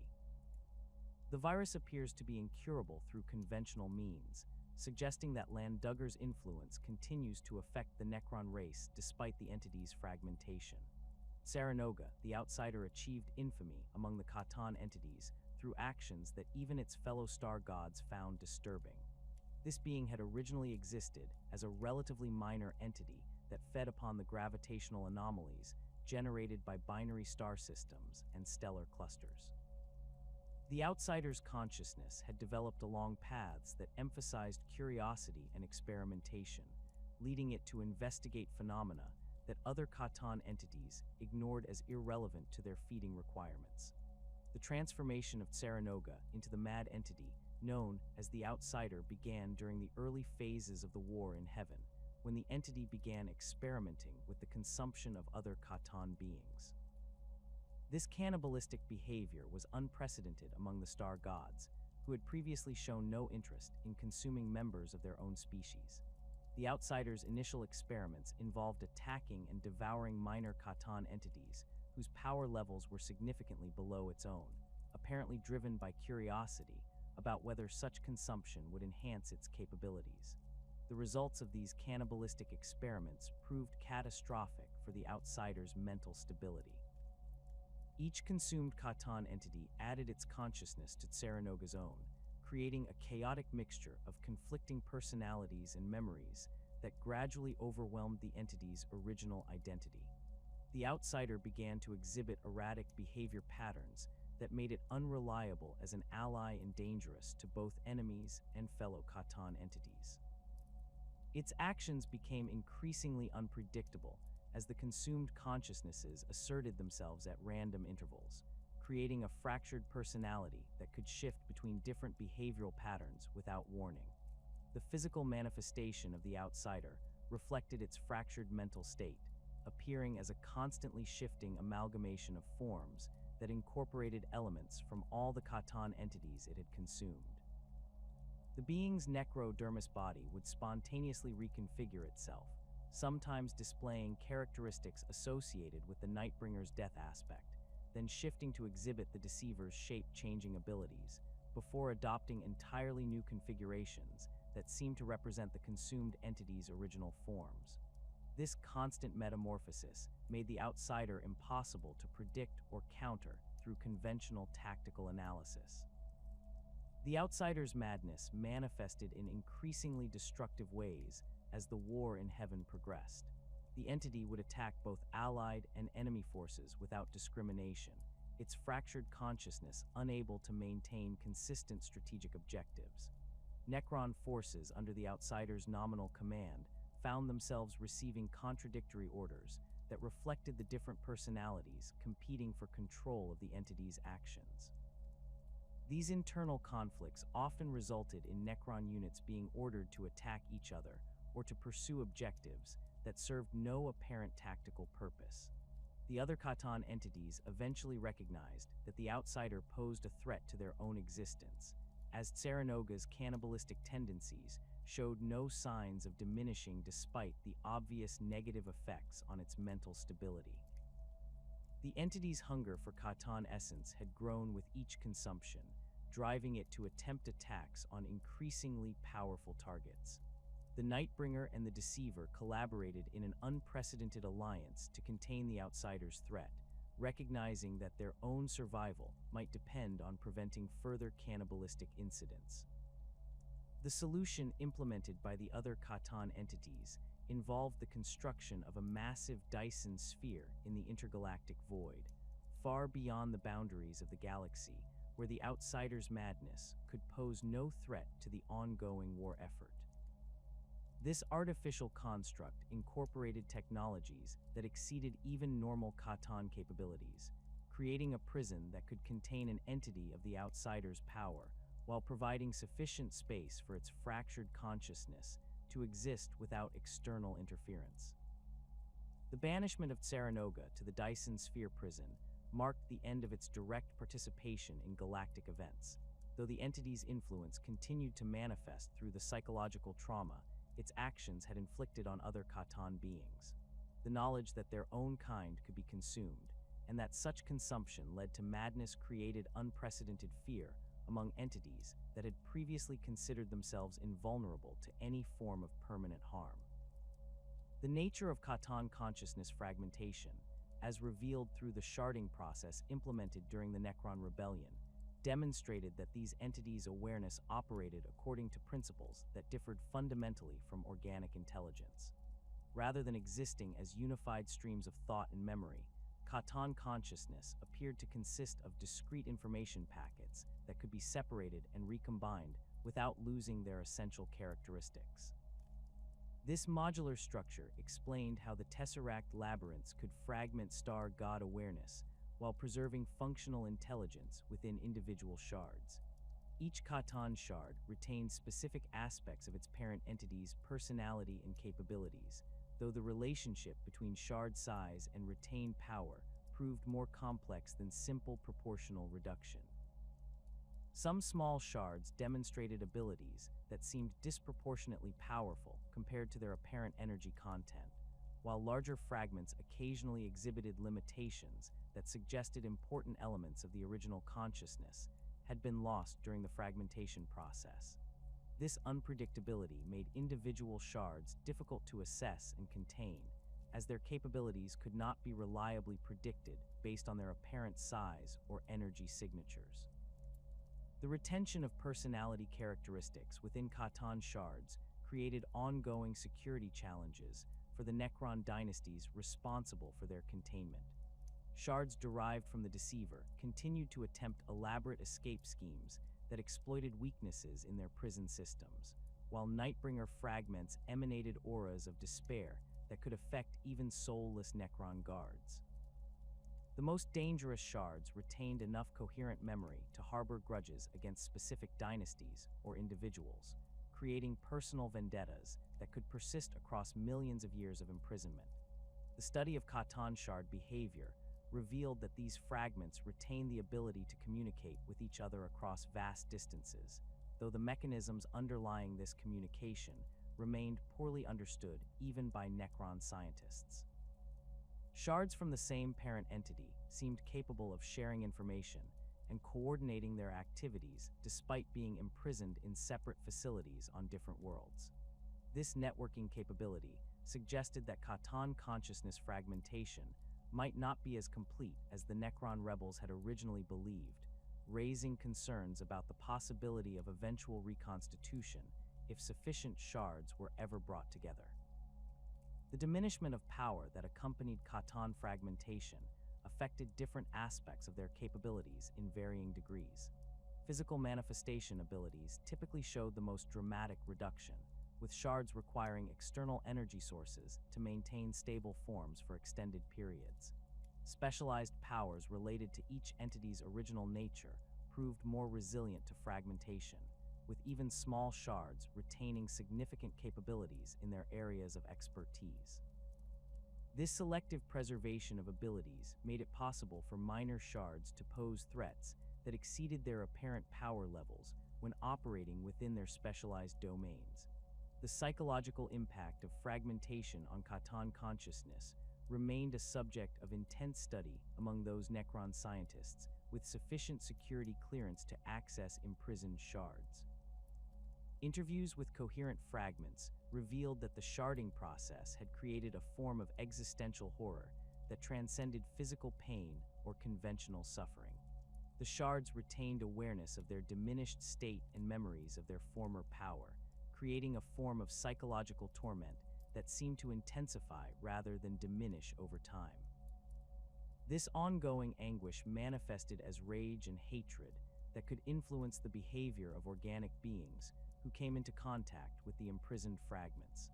The current status of Catan shards across the galaxy represents one of the most closely guarded secrets within Necron society, with each dynasty maintaining elaborate protocols to prevent the catastrophic release of their imprisoned star god fragments.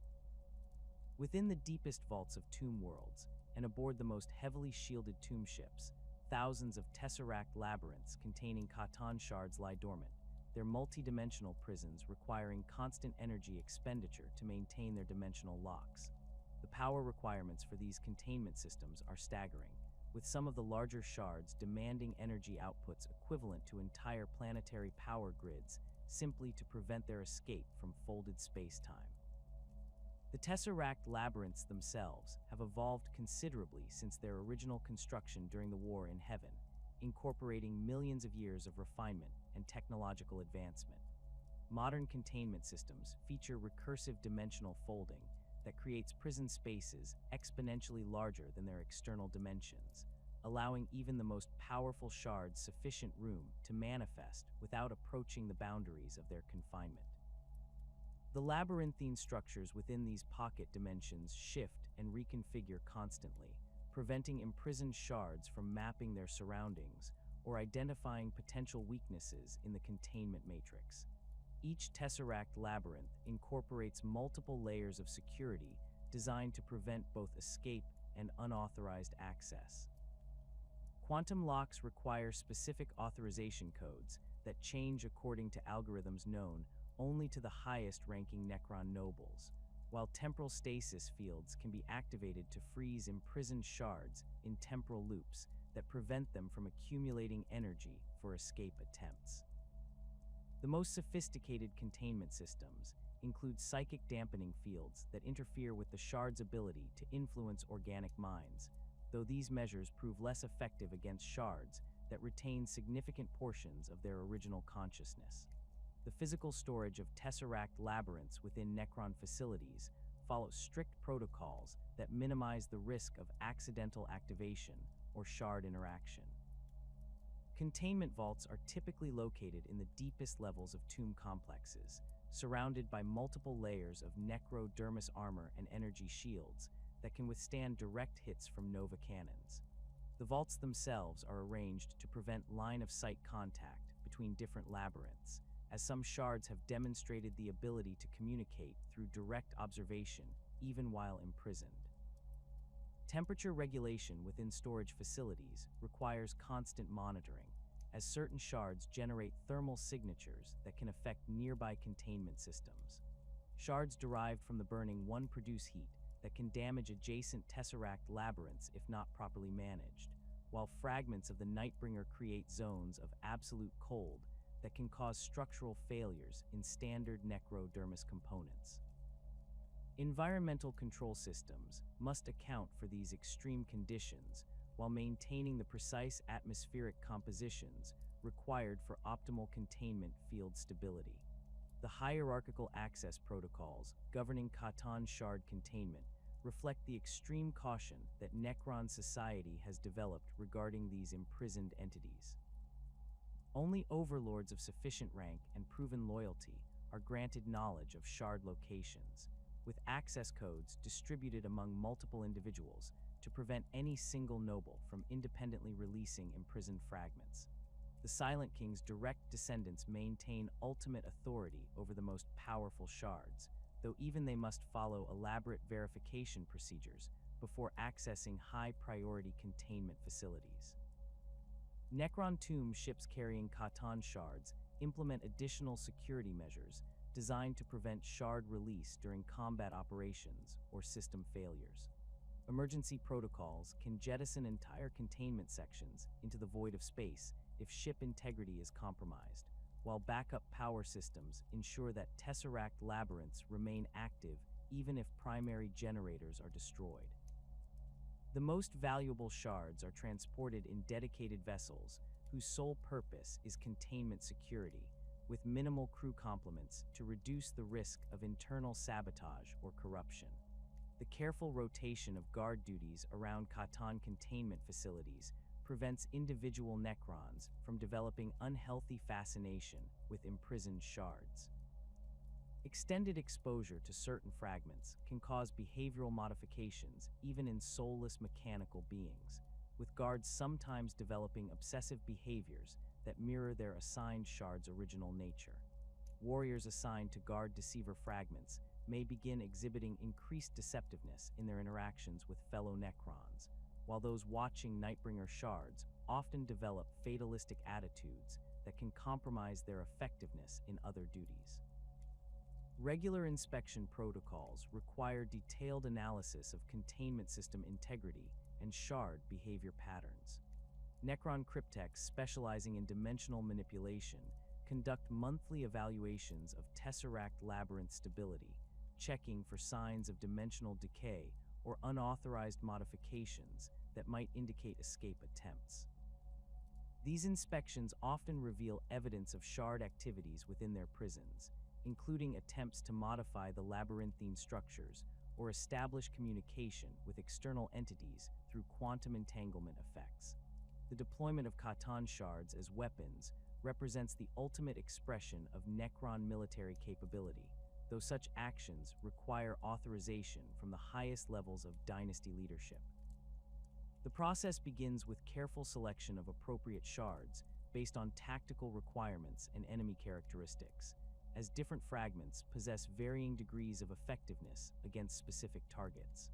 Shards derived from the Void Dragon prove particularly effective against technologically advanced enemies, while Nightbringer fragments excel at breaking enemy morale through their death-aspected emanations. Preparation for shard deployment involves extensive modifications to tesseract labyrinths that allow controlled release of imprisoned entities while maintaining sufficient containment to prevent complete escape. These modified prisons function as weapons platforms that can channel shard abilities toward designated targets while keeping the fragments themselves under Necron control. The engineering challenges involved in creating these weapon systems require the combined expertise of multiple cryptech conclaves working in perfect coordination. The activation sequence for Catan shard weapons follows protocols designed to minimize the risk of containment failure during combat operations. Multiple redundant control systems ensure that shard release remains limited to specific parameters, while emergency termination procedures can instantly return fragments to full containment if they begin exhibiting uncontrolled behavior. The weapon's operators, typically high-ranking Lich Guards with specialized training, maintain constant monitoring of shard activity levels and containment field integrity throughout deployment.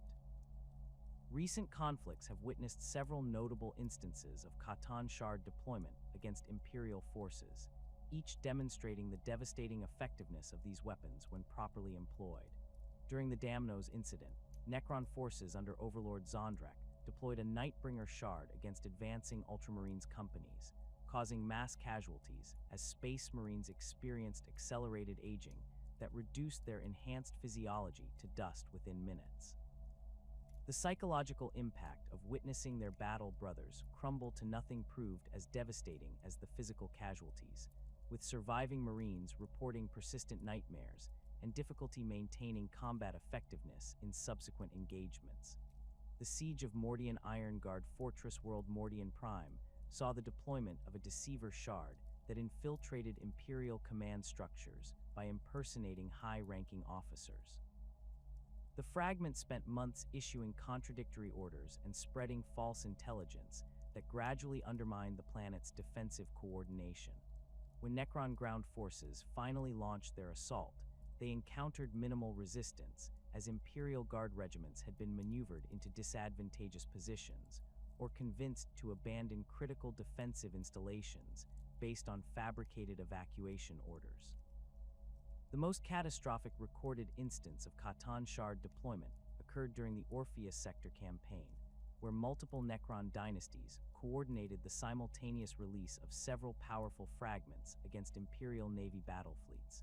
A Void Dragon shard demonstrated its technological mastery by seizing control of entire Imperial vessels, turning their weapons against their own fleet mates while their crews remained helpless to prevent the hijacking of their ship's machine spirits.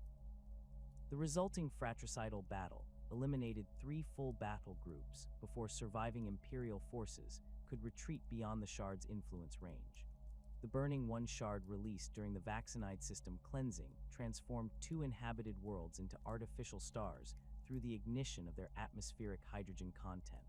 The process began with localized fusion reactions in the upper atmosphere that gradually expanded until entire continents were consumed by stellar fire.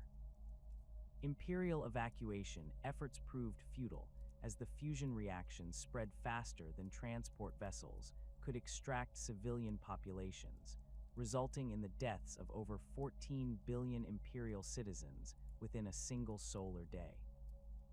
These deployment incidents have prompted significant changes in Imperial military doctrine regarding Necron encounters, with the Adeptus Munitorum issuing classified directives on identifying potential Catan shard presence and implementing appropriate countermeasures. Imperial Guard commanders are now trained to recognize the distinctive energy signatures that accompany shard manifestation, while Space Marine chapters maintain specialized equipment designed to detect dimensional anomalies that might indicate Tesseract labyrinth activity. The Adeptus Mechanicus has developed particular expertise in countering Void Dragon shard deployments, having experienced numerous incidents where their technological systems fell under external control during Necron encounters. Tech priests now employ blessed machine spirits specifically consecrated to resist foreign influence, while critical systems incorporate manual override capabilities that can function independently of digital control networks. These measures have proven partially effective, though void dragon shards continue to demonstrate the ability to subvert even heavily protected Imperial technology. The ongoing risk of shard coalescence represents the greatest long-term threat posed by imprisoned Catan fragments, as the potential reunification of multiple shards from the same parent entity could recreate beings approaching the power levels of the original star gods.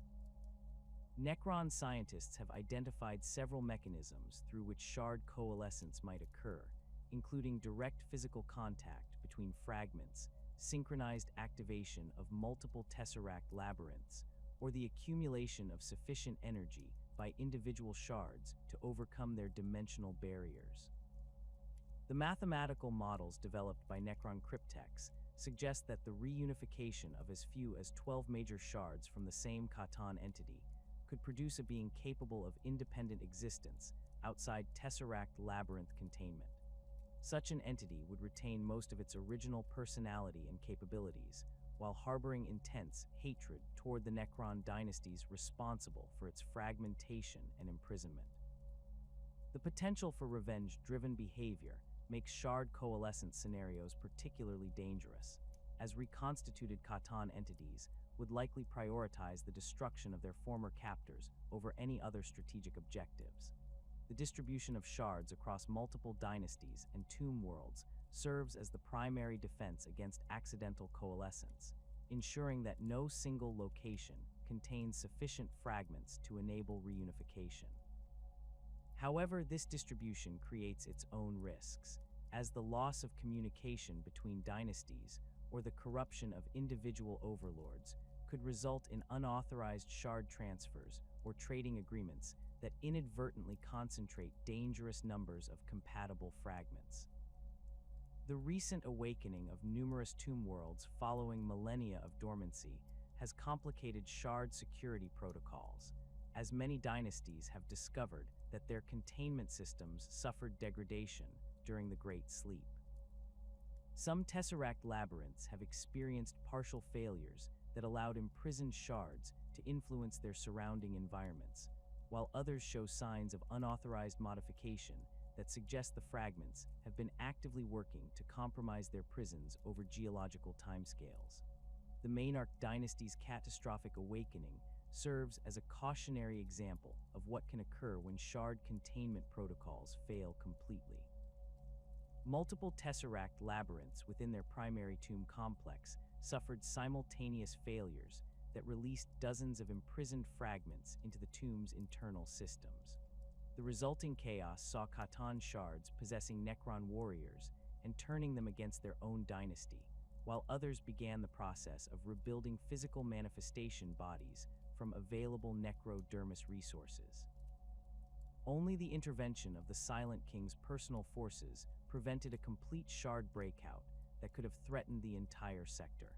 The psychological warfare applications of Catan shards extend beyond their direct combat capabilities, as the mere knowledge of their existence can influence enemy behavior in ways that serve Necron's strategic objectives. Imperial forces that suspect the presence of Catan shards often exhibit increased caution and reduced aggression, as commanders recognize that conventional tactics prove ineffective against such entities. This hesitation provides Necron forces with tactical advantages that can prove decisive in prolonged campaigns.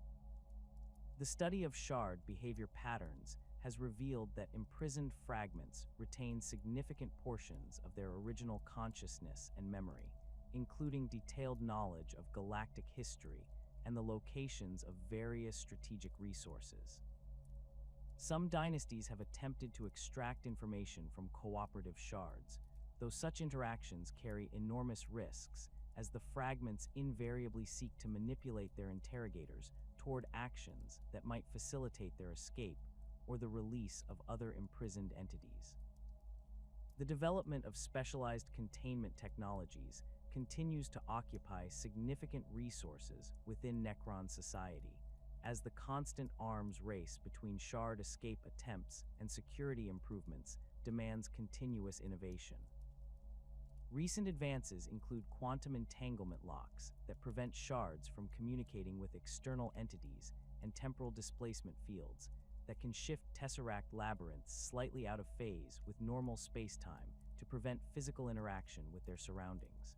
The fundamental nature of Catan power transcends conventional understanding of physics and reality, operating through principles that predate the current universe's physical laws. These entities possess the ability to manipulate matter at the subatomic level, restructuring atomic bonds and molecular arrangements through direct application of will rather than technological intervention. A Catan shard can transform solid rock into liquid mercury, convert atmospheric gases into precious metals, or restructure the crystalline matrix of diamonds into common carbon dust within seconds of focusing its attention on the target material. The process of matter transmutation occurs through the Catan's innate understanding of quantum mechanics and electromagnetic forces that bind atoms together. Unlike human technology that requires complex machinery and enormous energy expenditure to achieve similar results, Catan entities simply impose their will upon matter's fundamental structure, overriding the natural forces that maintain atomic stability. This capability extends beyond simple elemental conversion to include the creation of entirely new materials with properties that violate conventional physics, such as metals that remain liquid at absolute zero or gases that exhibit solid-state density while maintaining gaseous behavior. The scale of matter manipulation varies significantly between different Catan entities and their individual shards. The most powerful fragments can restructure entire planetary surfaces, transforming barren worlds into crystalline formations that serve as massive focusing arrays for their other abilities. Lesser shards typically limit their transmutation activities to smaller areas, though even minor fragments can convert several cubic kilometers of material within hours of sustained effort. The energy requirements for these transformations appear negligible from the Catan perspective, suggesting that their manipulation of matter operates through principles that bypass thermodynamic limitations.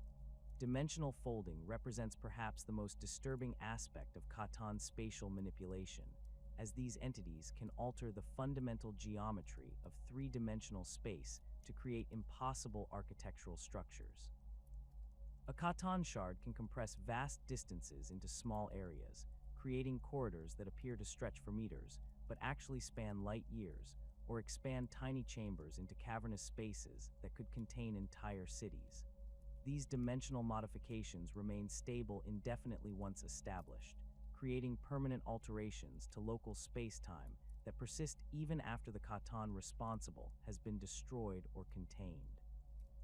The tactical applications of dimensional folding provide Catan entities with enormous advantages in both defensive and offensive operations.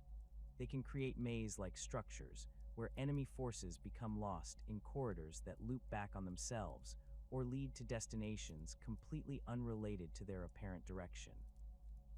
Defensive positions can be established in folded space that appears vulnerable from external observation, but actually contains multiple layers of overlapping dimensional barriers that make conventional assault impossible. The ability to rewrite physical laws within localized areas grants Catan entities godlike control over their immediate environment, allowing them to create zones where gravity operates in reverse, electromagnetic forces repel rather than attract, or thermodynamic laws permit the creation of energy from nothing. These reality alterations typically extend for several kilometers around the Catan's physical manifestation, though particularly powerful entities can influence areas spanning entire continents. The modified physics remain in effect as long as the Catan maintains active concentration on the alterations, reverting to normal universal constants once the entity's attention shifts elsewhere. Within these zones of altered reality, conventional weapons and technologies often cease to function as expected.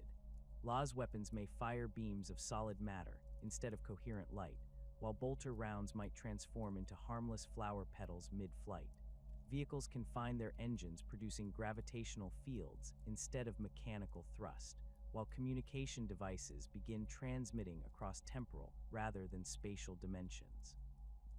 These effects make it nearly impossible for enemy forces to maintain effective resistance once they enter areas under Catan reality manipulation.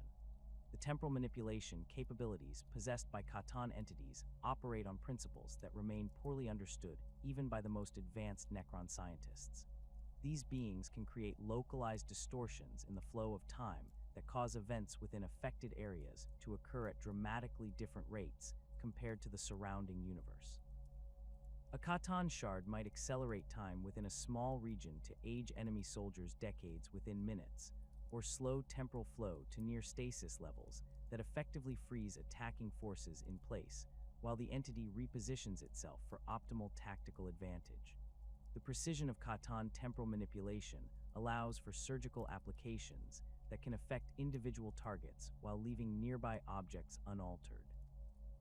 An entity might accelerate the aging process of a specific enemy commander while leaving his bodyguards completely unaffected, or create temporal bubbles around critical equipment that prevent it from functioning while allowing organic operators to move freely. This selective application of temporal distortion makes it extremely difficult for enemy forces to develop effective countermeasures or predict the scope of potential effects. Limited precognitive abilities enable Catan entities to perceive potential future events as probability matrices rather than fixed outcomes. This foresight operates through their fundamental connection to the universe's underlying mathematical structure, allowing them to calculate the likely results of current actions and trends across multiple temporal scales. A Catan shard can predict the movement patterns of enemy forces hours or days in advance, anticipate the failure of specific mechanical systems, or foresee the development of particular weather patterns that might affect ongoing operations. The accuracy of Catan precognition varies depending on the complexity of the systems being observed and the temporal distance of the predictions. Short-term forecasts involving simple mechanical or physical processes achieve near perfect accuracy, while longer-term predictions about complex organic behavior become increasingly uncertain as the number of variables multiplies. The entities seem unable to predict events involving significant warp influence or the actions of powerful psychers, suggesting that their precognitive abilities operate through purely material rather than psychic mechanisms. The most unsettling aspect of Catan temporal manipulation involves their ability to exist partially outside linear time, experiencing past, present, and future as simultaneous phenomena rather than sequential events. This temporal displacement allows them to react to attacks before they are launched, respond to communications before they are sent, or begin defensive preparations for threats that have not yet materialized. Enemy forces facing Catan entities often report the disturbing sensation that their opponents are responding to their thoughts and intentions rather than their actual actions. The energy projection capabilities of Catan entities encompass a vast spectrum of destructive and manipulative effects that can influence targets across interplanetary distances. These beings can generate focused beams of stellar intensity heat that can melt through the heaviest armor or vaporize entire formations of enemy troops within seconds. The thermal energy they produce operates at temperatures that approach those found in stellar cores, creating plasma effects that can persist for hours after the initial discharge and continue causing damage to anything that enters the affected area.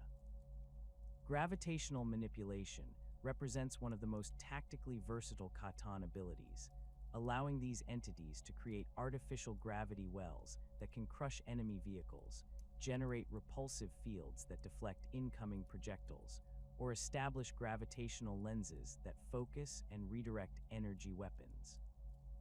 A Catan shard can increase local gravitational forces to levels that prevent enemy infantry from moving effectively, or reverse gravitational polarity to send attacking forces flying into the void of space.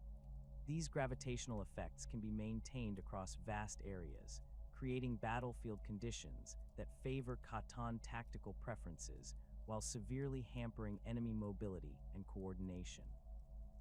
The electromagnetic control exercised by Catan entities extends far beyond simple manipulation of electrical currents to include mastery over the entire electromagnetic spectrum. They can generate electromagnetic pulses that disable electronic equipment across entire continents, create focused radio transmissions that override enemy communication networks, or produce infrared emissions that blind thermal detection systems. More sophisticated applications include the generation of electromagnetic fields that can deflect energy weapons, create false sensor readings, or establish communication links that operate faster than light through quantum entanglement effects. The combination of different energy projection capabilities allows Catan entities to create devastating synergistic effects that exceed the sum of their individual components. An entity might simultaneously generate intense gravitational fields to compress enemy formations while producing electromagnetic interference that prevents coordination and thermal emissions that cause widespread casualties. These combined attacks prove nearly impossible to defend against using conventional military doctrine, as the multiple simultaneous effects overwhelm defensive systems designed to counter single-vector threats. The psychic immunity possessed by Catan entities stems from their fundamental nature as beings of pure physical reality rather than creatures connected to the warp's immaterial dimensions. This immunity operates as a complete absence of psychic presence rather than active resistance to mental influence, making Catan entities effectively invisible to any form of psychic detection or manipulation. Psykers attempting to locate Catan entities through psychic means find only empty void where the beings should register, as if the entities simply do not exist within the psychic spectrum of reality. The anti-warp properties of Catan nature extend beyond simple immunity to create active interference with psychic phenomena in their vicinity. The presence of a Catan entity creates a null zone effect that dampens or completely suppresses psychic abilities within several kilometers of their location. Psykers entering these areas find their powers severely reduced or entirely unavailable, while demon entities experience physical pain from proximity to Catan anti-warp emanations. These effects make Catan entities particularly valuable assets against chaos forces or other psychically dependent enemies. The immunity to chaos corruption that Catan entities possess operates through their complete disconnection from the emotional and spiritual dimensions that feed the chaos gods. Unlike organic beings whose souls can be influenced by demonic presence or corrupted through exposure to warp energies, Catan entities have no spiritual component that can be targeted by chaos influence. They remain completely unaffected by fear, despair, rage, or other emotional states that chaos entities use to establish psychological dominance over their victims. This resistance to chaos corruption makes Catan shards particularly effective weapons against demonic incursions, as they can operate within areas of heavy warp contamination without suffering the psychological or physical degradation that affects other forces. A Catan shard can walk through demon-infested areas that would drive human soldiers insane or cause space marines to succumb to chaos influence, maintaining perfect tactical effectiveness regardless of the level of warp corruption in their environment. The detection immunity that Catan entities possess against psychic surveillance creates significant intelligence advantages in military operations. Enemy psykers cannot track Catan movements through divination, predict their tactical decisions through precognitive abilities, or communicate information about their presence through telepathic networks. This psychic invisibility allows Catan entities to achieve complete tactical surprise even against enemies who possess sophisticated psychic intelligence gathering capabilities. The anti-warp field generated by Catan presence can be weaponized against psychically dependent enemies through careful tactical positioning. A Catan shard placed near enemy psyker concentrations can effectively neutralize their abilities while remaining completely immune to psychic retaliation. This capability proves particularly devastating against Eldar forces, whose tactical doctrine relies heavily on psychic coordination and Farseer guidance, or against Imperial Guard units that depend on astropath communication networks. The interaction between Catan anti-warp properties and technological systems reveals interesting secondary effects that can be exploited for tactical advantage. Machine spirits and artificial intelligences operating near Catan entities often exhibit improved performance and resistance to corruption, as the anti-warp field prevents demonic influence from affecting their programming. This effect makes Catan shards valuable assets for protecting critical technological infrastructure from chaos, corruption, or psychic sabotage attempts. The long-term exposure of organic beings to Catan anti-warp emanations produces subtle but significant changes in their psychological and physiological condition. Humans operating near Catan entities for extended periods report improved mental clarity and resistance to fear or despair, though they also experience reduced creativity and emotional responsiveness. These effects suggest that the anti-warp field influences more than just psychic abilities, potentially affecting the fundamental connection between consciousness and the immaterial realm that characterizes organic life. The measurement and analysis of Catan power levels requires specialized equipment and techniques that push Necron technology to its absolute limits. Standard energy detection systems prove inadequate for monitoring entities that operate through principles that transcend conventional physics, while attempts to quantify their reality manipulation abilities often produce readings that exceed instrument calibration ranges. The most sophisticated Necron analysis equipment can provide rough estimates of Catan shard power levels, but the measurements remain approximate due to the fundamental incompatibility between Catan abilities and conventional scientific methodology. The theoretical imprisonment of Magladroth beneath the surface of Mars represents one of the most significant and controversial aspects of Catan lore, with implications that extend far beyond simple historical curiosity into the very foundations of the Imperium's technological capabilities. Unlike its fellow star gods, who were successfully sharded during the Great Necron Rebellion, compelling evidence suggests that the Void Dragon was captured intact and transported to the Red Planet during the final phases of the war in Heaven. The circumstances surrounding this imprisonment remain shrouded in mystery, though fragmentary records and circumstantial evidence point toward the involvement of a figure whose identity has become one of the galaxy's most closely guarded secrets. The most persistent theories regarding the Void Dragon's capture center on the actions of an ancient human psyker of extraordinary power, whose intervention during the war in Heaven's closing stages may have prevented the complete extinction of organic life in the galaxy. This individual, whose true identity remains concealed behind layers of historical obfuscation and deliberate misinformation, allegedly possessed the psychic strength necessary to bind a Catan entity through pure force of will. The binding process would have required not only immense psychic power, but also intimate knowledge of Catan nature and the specific vulnerabilities that could be exploited to overcome their reality-manipulating abilities. The selection of Mars as the Void Dragon's prison demonstrates strategic thinking that suggests long-term planning spanning millennia. The Red Planet's unique geological composition, including its high iron content and complex magnetic field interactions, creates natural barriers that complement artificial containment systems. The planet's relative proximity to Terra provides opportunities for monitoring and intervention if containment protocols begin to fail, while its harsh environment discourages casual exploration that might accidentally disturb the imprisoned entity. The extensive cave systems and underground chambers carved by ancient geological processes offer ideal locations for constructing containment facilities that remain hidden from surface observation. The construction of the Void Dragon's prison would have required technological capabilities that exceeded anything available to human civilization during the war in Heaven's conclusion.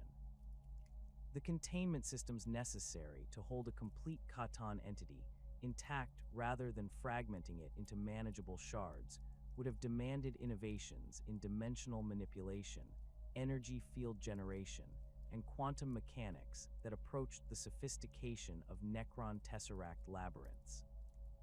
The successful implementation of such advanced technology by a primitive human civilization suggests either external assistance or the application of psychic abilities that could substitute for technological solutions through direct manipulation of reality.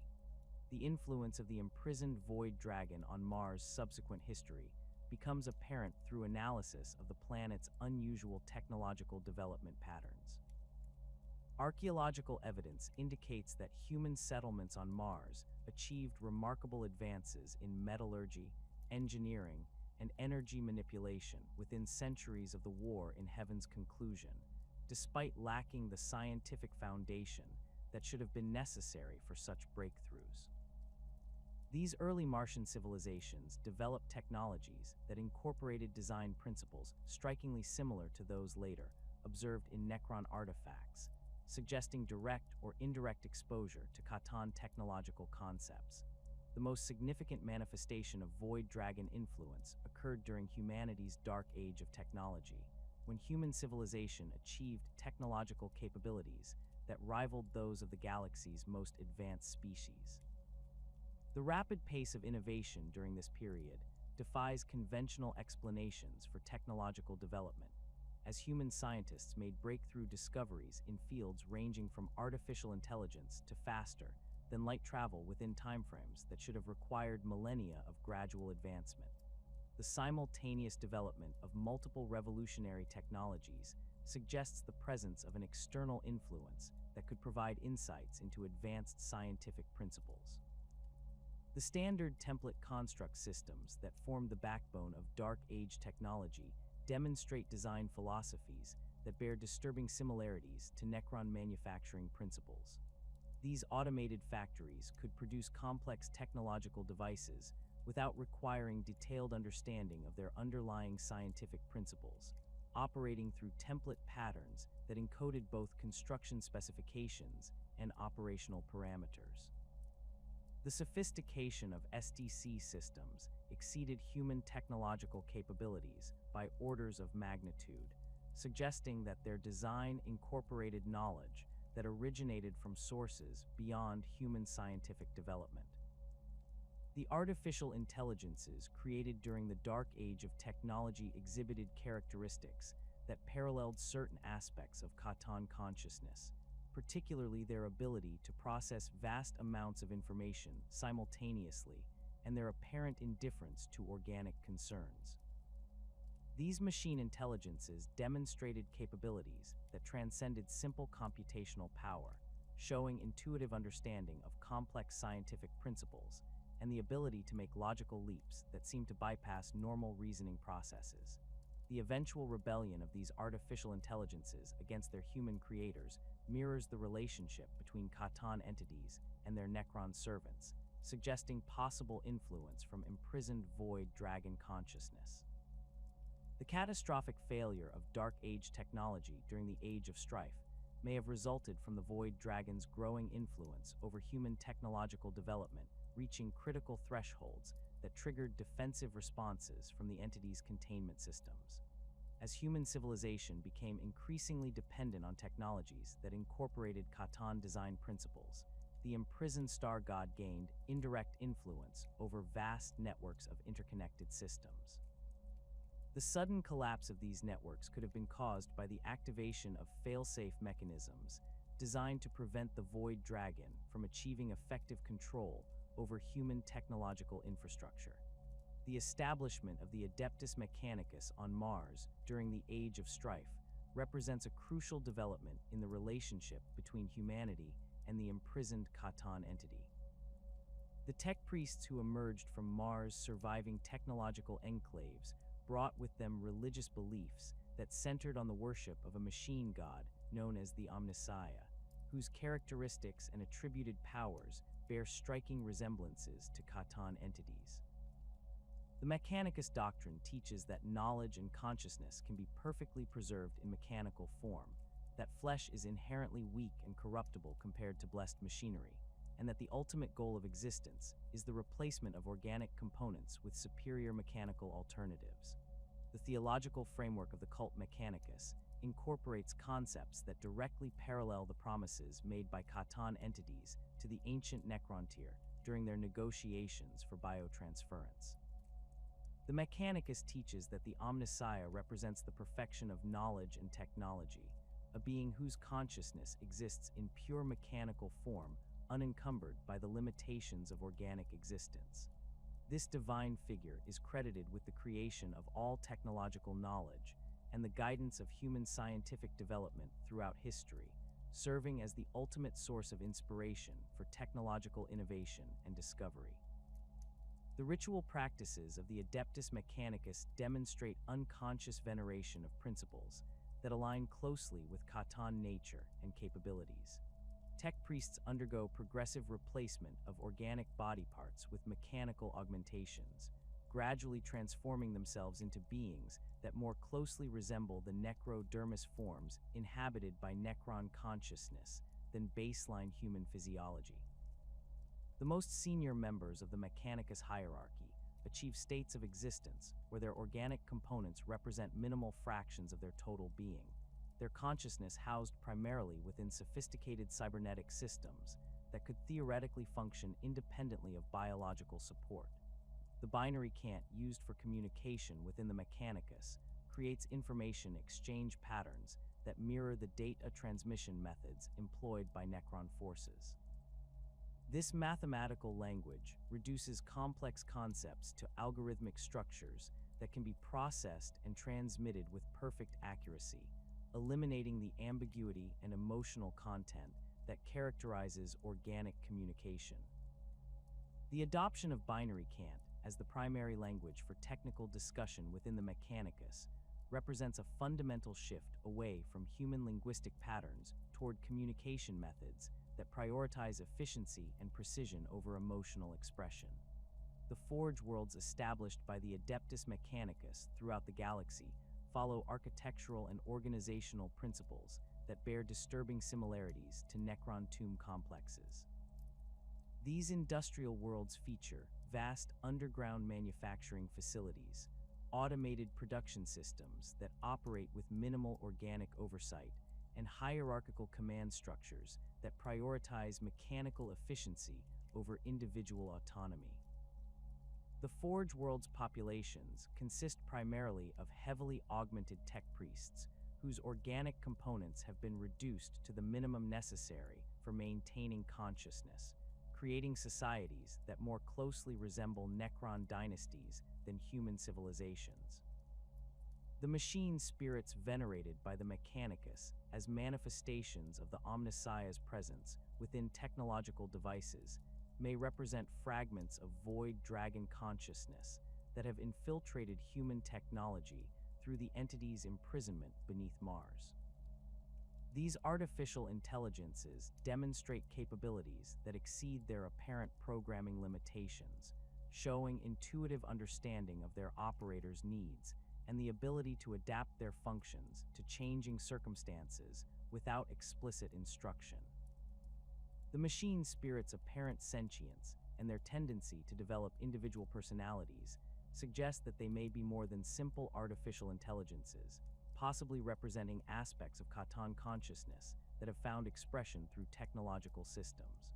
The Mechanicus doctrine of the quest for knowledge drives tech priests to seek out ancient technologies and lost scientific principles, often leading them to investigate Necron tomb worlds and other sites associated with Catan activity. These expeditions frequently result in the recovery of artifacts that incorporate design principles similar to those found in Mechanicus technology, reinforcing the cult's belief that all technological knowledge ultimately derives from the Omnissiah's divine inspiration. The successful integration of recovered xenotech into Mechanicus systems suggests either remarkable compatibility between different technological paradigms or the presence of underlying design principles that transcend species-specific engineering approaches. The implications of a potential Catan presence on Mars for the Imperium's technological capabilities extend far beyond simple historical curiosity into fundamental questions about the nature of human technological development. If the Void Dragon's influence has been shaping human scientific advancement for millennia, then much of the Imperium's technological infrastructure may be dependent on principles that ultimately serve Catan purposes rather than human interests. The gradual replacement of organic components with mechanical alternatives throughout imperial society could represent the unconscious implementation of a biotransference process similar to that which created the Necrons. The Adeptus Mechanicus control over the Imperium's technological infrastructure places them in a position to influence the development of human civilization in ways that could serve the imprisoned Void Dragon's long-term objectives. The Tech Priests' monopoly on advanced manufacturing, their control over interstellar communication networks, and their responsibility for maintaining the technological systems that sustain imperial society create opportunities for subtle manipulation that could gradually reshape human civilization according to Catan preferences. The Mechanicus' religious devotion to technological perfection provides ideological justification for changes that might otherwise be questioned or resisted by imperial authorities.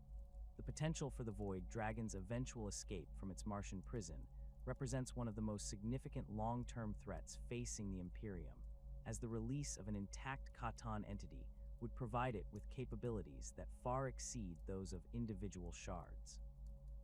An unsharded Catan possesses the power to manipulate matter and energy on planetary scales, reshape local physics according to its preferences, and command technological systems across entire sectors through direct interface with machine spirits and artificial intelligences. The Void Dragon's particular association with technology would make it especially dangerous to the Imperium, whose dependence on advanced machinery creates vulnerabilities that the entity could exploit with devastating effectiveness. The signs of increasing Void Dragon influence within Imperial technology have become more apparent in recent millennia, with machine spirits demonstrating greater independence and technological systems exhibiting behaviors that seem to transcend their original programming. The growing sophistication of Imperial artificial intelligences, despite official prohibitions against their development, suggests that the boundary between acceptable automation and forbidden AI research is becoming increasingly blurred. The Mechanicus' gradual relaxation of restrictions on certain forms of artificial intelligence research may reflect unconscious influence from the imprisoned Catan entity seeking to expand its presence within Imperial technological networks.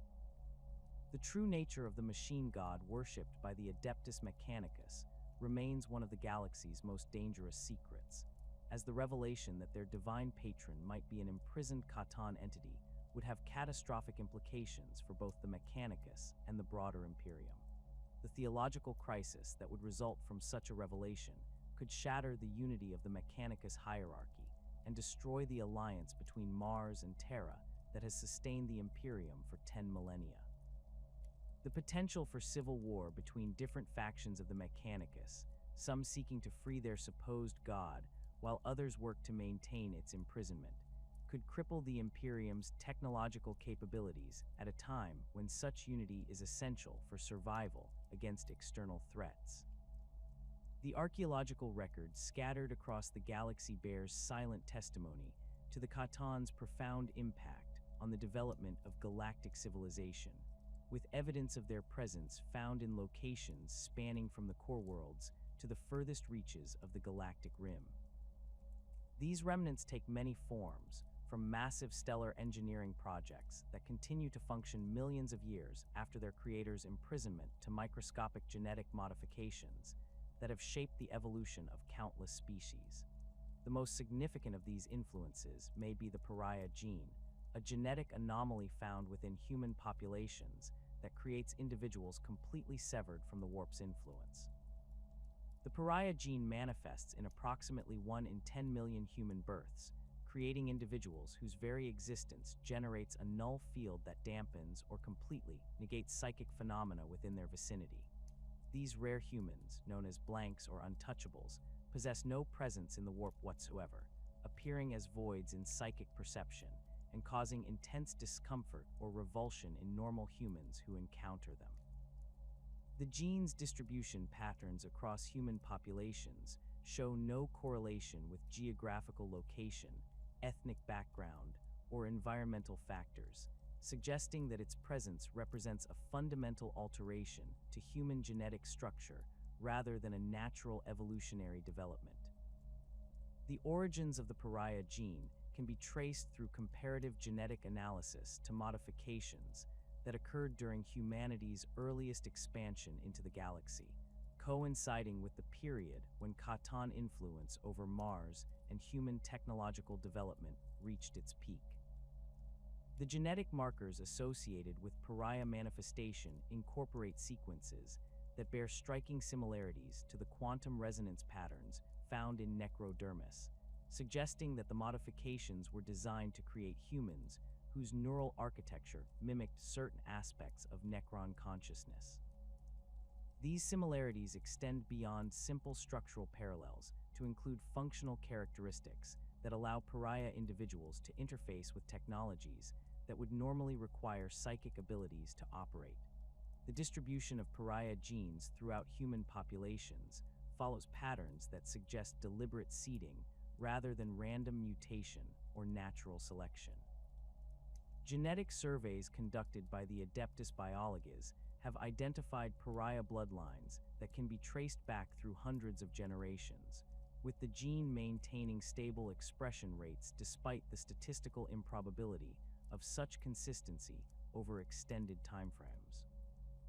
The persistence of these bloodlines through periods of galactic isolation, planetary colonization, and genetic bottlenecks indicates that the pariah gene possesses self-maintaining characteristics that ensure its continued presence within human populations, regardless of environmental pressures. The functional capabilities of pariah individuals extend beyond simple psychic nullification to include enhanced resistance to chaos corruption, immunity to demonic possession, and the ability to disrupt warp-based technologies through their mere presence. These characteristics make pariahs invaluable assets for organizations that regularly encounter psychic threats, though their disturbing effect on normal humans limits their integration into conventional military or civilian structures. The Culexus Temple of the Officio Assassinorum has developed specialized training programs that enhance pariah abilities through technological augmentation, creating assassins capable of neutralizing even the most powerful psykers through proximity alone. The archaeological evidence of Catan presence throughout the galaxy includes massive stellar engineering projects that demonstrate technological capabilities far exceeding those of any known species.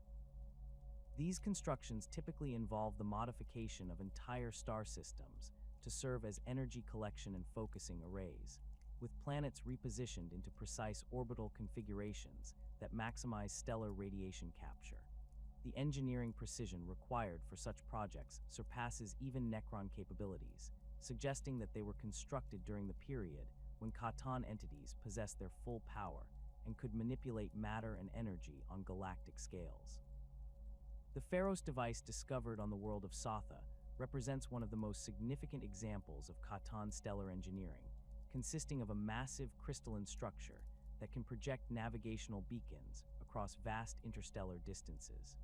The device's construction incorporates materials that do not occur naturally within the galaxy, including exotic matter states that remain stable only under conditions that violate conventional physics.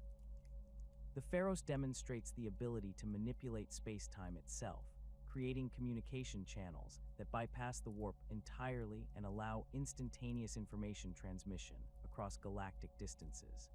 The device's activation during the Horus Heresy provided crucial navigational assistance to Loyalist forces, though its use also attracted the attention of Tyranid hive fleets operating beyond the galactic rim.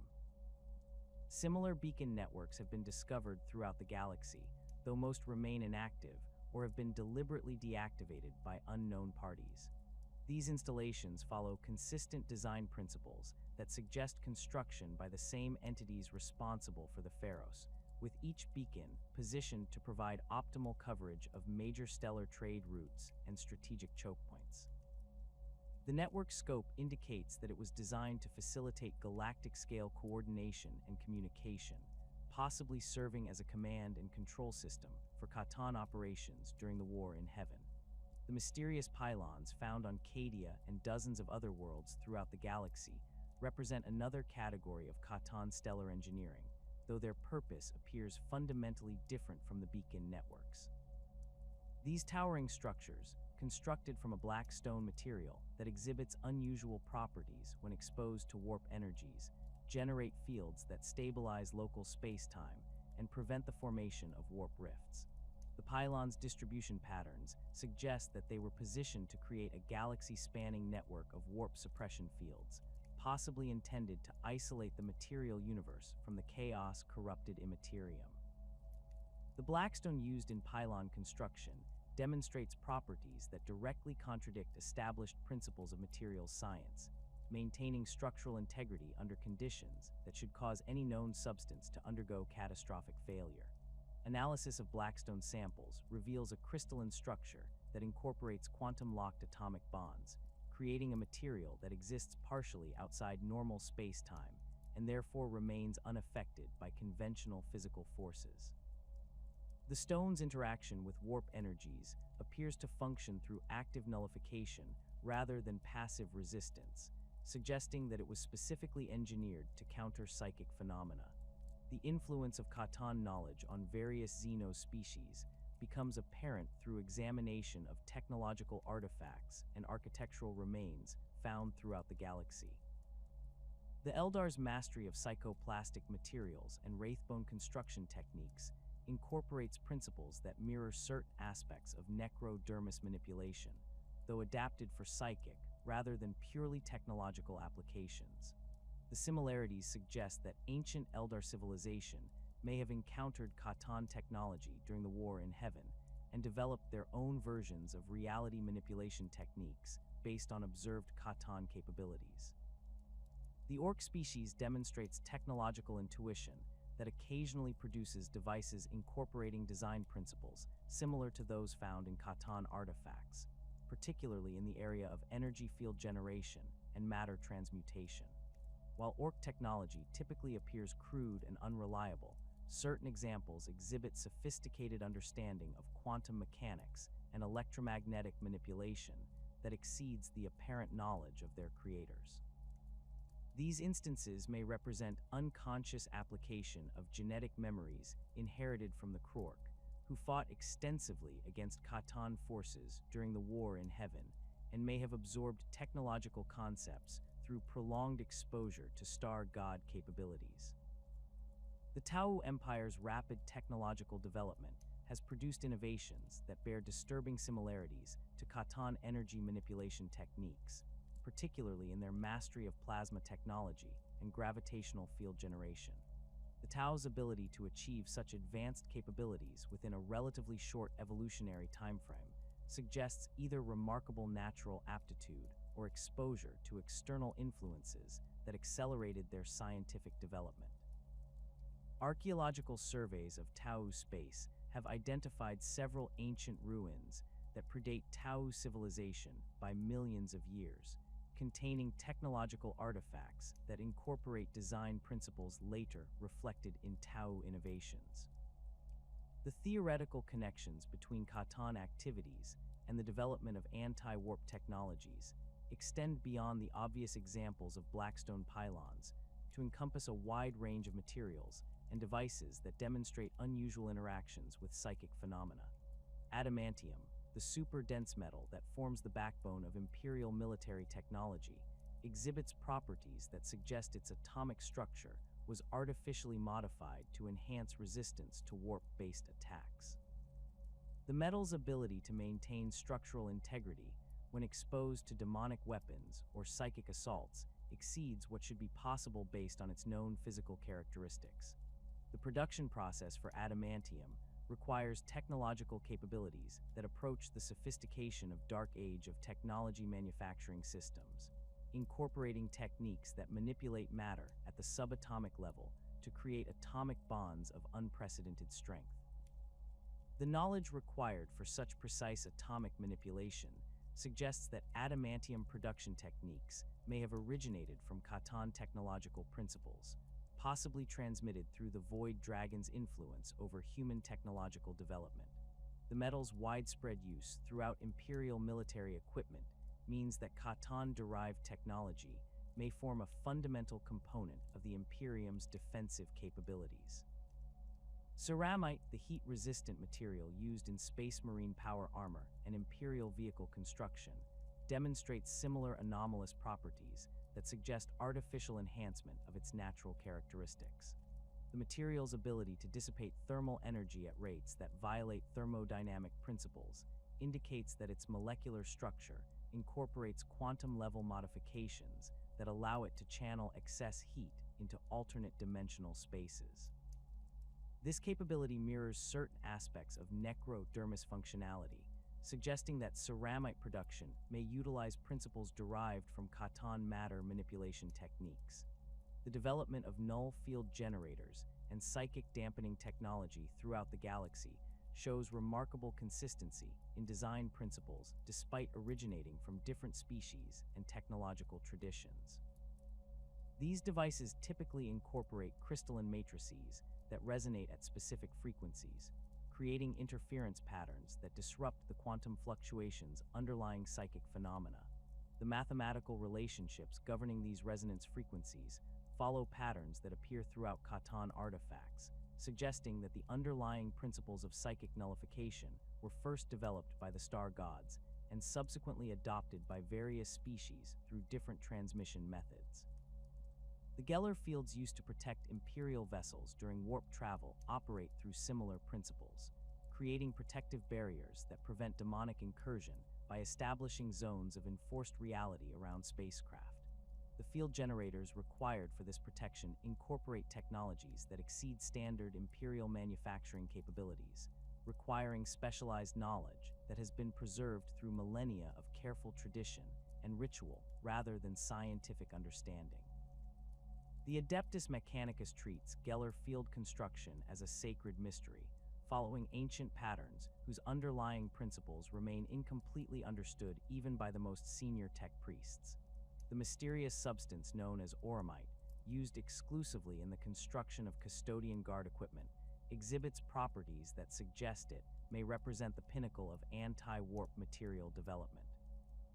This golden metal demonstrates complete immunity to chaos corruption, while maintaining the ability to channel and focus psychic energies in controlled ways, creating a unique combination of protection and functionality that exceeds any other known material. The Emperor's personal involvement in auramite production and the extreme secrecy surrounding its creation suggest that this substance incorporates knowledge that predates the Imperium's founding, possibly derived from the same sources that influenced other advanced Imperial technologies. The ancient ruins scattered throughout the galaxy contain numerous examples of technology that appears to incorporate Catan design principles, though most remain inactive or have been deliberately disabled. These installations typically feature massive energy collection and distribution systems, matter transmutation facilities, and dimensional manipulation devices that could theoretically reshape entire worlds if restored to operational status. The consistent deactivation of these systems suggests that they were systematically shut down during the war in Heaven's conclusion, possibly as part of the same process that led to the Catan's imprisonment and the Necrons' entry into the Great Sleep. The presence of these dormant installations creates ongoing risks for archaeological expeditions and colonization efforts, as accidental activation of Catan technology could have catastrophic consequences for entire star systems. Imperial records document several incidents where exploration teams have inadvertently triggered ancient devices, resulting in effects ranging from localized reality distortions to the complete transmutation of planetary surfaces. The Ordo Xenos has established protocols for identifying and securing such sites, though the vast number of potential locations makes comprehensive monitoring impossible. The influence of Catan knowledge on galactic technological development continues to manifest in the 41st millennium through the gradual rediscovery of ancient principles and the development of new applications for established technologies. The Adeptus Mechanicus' ongoing research into plasma manipulation, gravitational field generation, and matter transmutation frequently produces results that echo Catan capabilities, suggesting that human scientific development continues to follow paths originally established by star god influence. This technological evolution occurs despite official prohibitions against xenotech research, indicating that the underlying principles are sufficiently integrated into human scientific tradition to emerge naturally through conventional research methods. The long-term implications of Catan influence on galactic civilization extend far beyond simple technological development to encompass fundamental changes in the nature of reality itself. The widespread distribution of anti-warp materials and psychic nullification technologies has created a galaxy where the boundary between the material universe and the immaterium has become increasingly fortified, potentially altering the fundamental relationship between physical reality and the warp. These changes may represent the gradual implementation of a Catan master plan designed to isolate the galaxy from chaos influence, creating conditions that would favor the eventual restoration of star god dominance over galactic affairs. The ancient crypts of Necron tomb worlds contain prophecies carved in living metal that speak of an inevitable convergence, when the scattered fragments of the star gods shall reunite and reclaim their dominion over the galaxy. These prophecies, inscribed by Necron nobles who witnessed the Catan's original power during the War in Heaven, describe apocalyptic visions where organic life withers under the renewed gaze of complete Catan entities. The hieroglyphs shift and change according to quantum fluctuations in their necrodermis substrate, displaying different interpretations based on current galactic conditions, while maintaining consistent core predictions about the ultimate fate awaiting all biological species. The Silent King's personal archives contain the most comprehensive collection of these prophetic texts, gathered from dozens of dynasties during his wandering exile beyond the galaxy's rim. Zarek scholars have identified recurring patterns within the prophecies that suggest multiple possible timelines for Catan restoration, each dependent on specific trigger events that could accelerate or delay the process. The most concerning predictions center on scenarios where technological advancement reaches critical thresholds that enable shard coalescence, or where galactic conflicts create sufficient psychic disturbance to weaken the dimensional barriers containing imprisoned fragments. The mathematical models developed by cryptech conclaves to analyze these prophecies incorporate quantum probability matrices that account for countless variables affecting potential future outcomes. These calculations suggest that the current rate of technological development throughout the galaxy, combined with the increasing frequency of warp storms and dimensional instabilities, creates conditions that favor eventual Catan restoration within the next 10 millennia. The models identify several critical decision points where specific actions by major galactic powers could either accelerate this timeline dramatically or potentially delay it for additional millennia. The prophecies describe the restoration process, beginning with the spontaneous resonance of Catan shards across multiple star systems, creating quantum entanglement effects that allow separated fragments to share consciousness and coordinate their activities. This initial phase would manifest as seemingly unrelated incidents of technological malfunction, reality distortion, and temporal anomalies that gradually increase in frequency and intensity. The convergence of these effects would create cascade failures in the dimensional barriers maintaining shard containment, leading to mass breakouts that overwhelm existing security protocols. The second phase involves the active seeking of compatible shards by escaped fragments, driven by an irresistible compulsion to reunite with portions of their original consciousness. The prophecies describe this as a period of galactic chaos, where entire star systems experience reality storms as powerful shards, reshape local physics to facilitate their movement toward convergence points. These reality alterations would make conventional space travel impossible throughout affected regions, while creating environmental conditions that prove lethal to most organic life forms. The final phase culminates in the physical reunification of sufficient shards to recreate entities approaching the power levels of the original Catan. The prophecies indicate that as few as 20% of an entity's original shards could be sufficient to achieve functional restoration, though the resulting being would retain perfect memory of its fragmentation and imprisonment.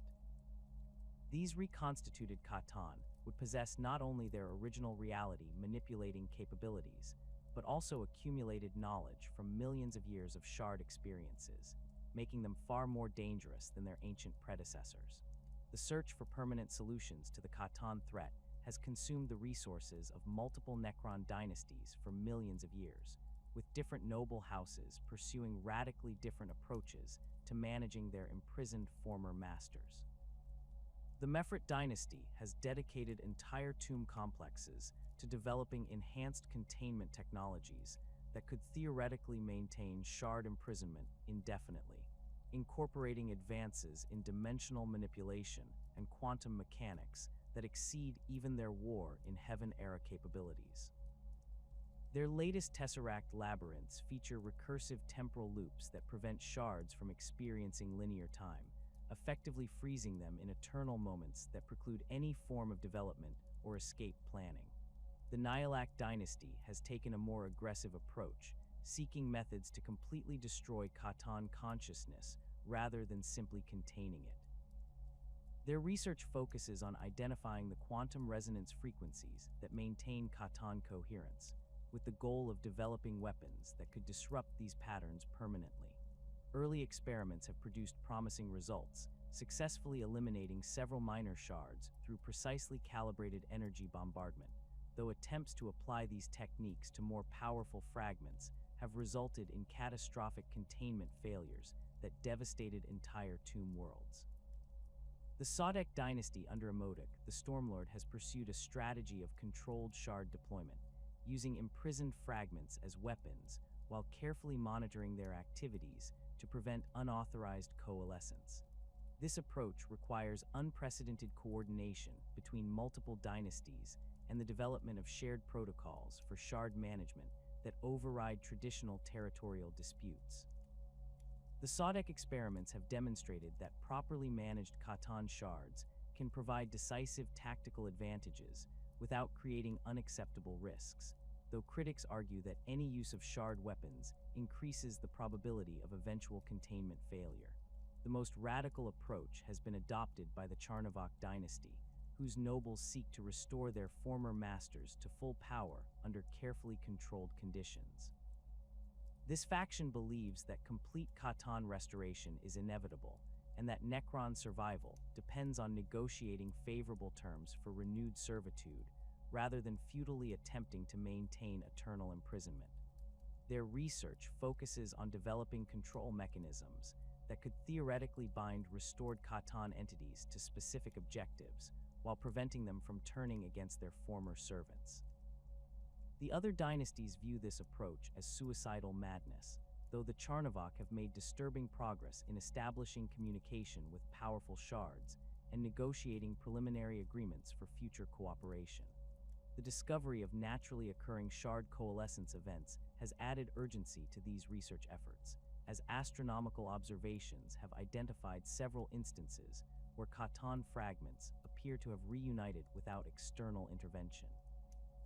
These events typically occur in regions of space where dimensional barriers have been weakened by prolonged warp storm activity or massive psychic disturbances, creating conditions that allow quantum entanglement between separated shards.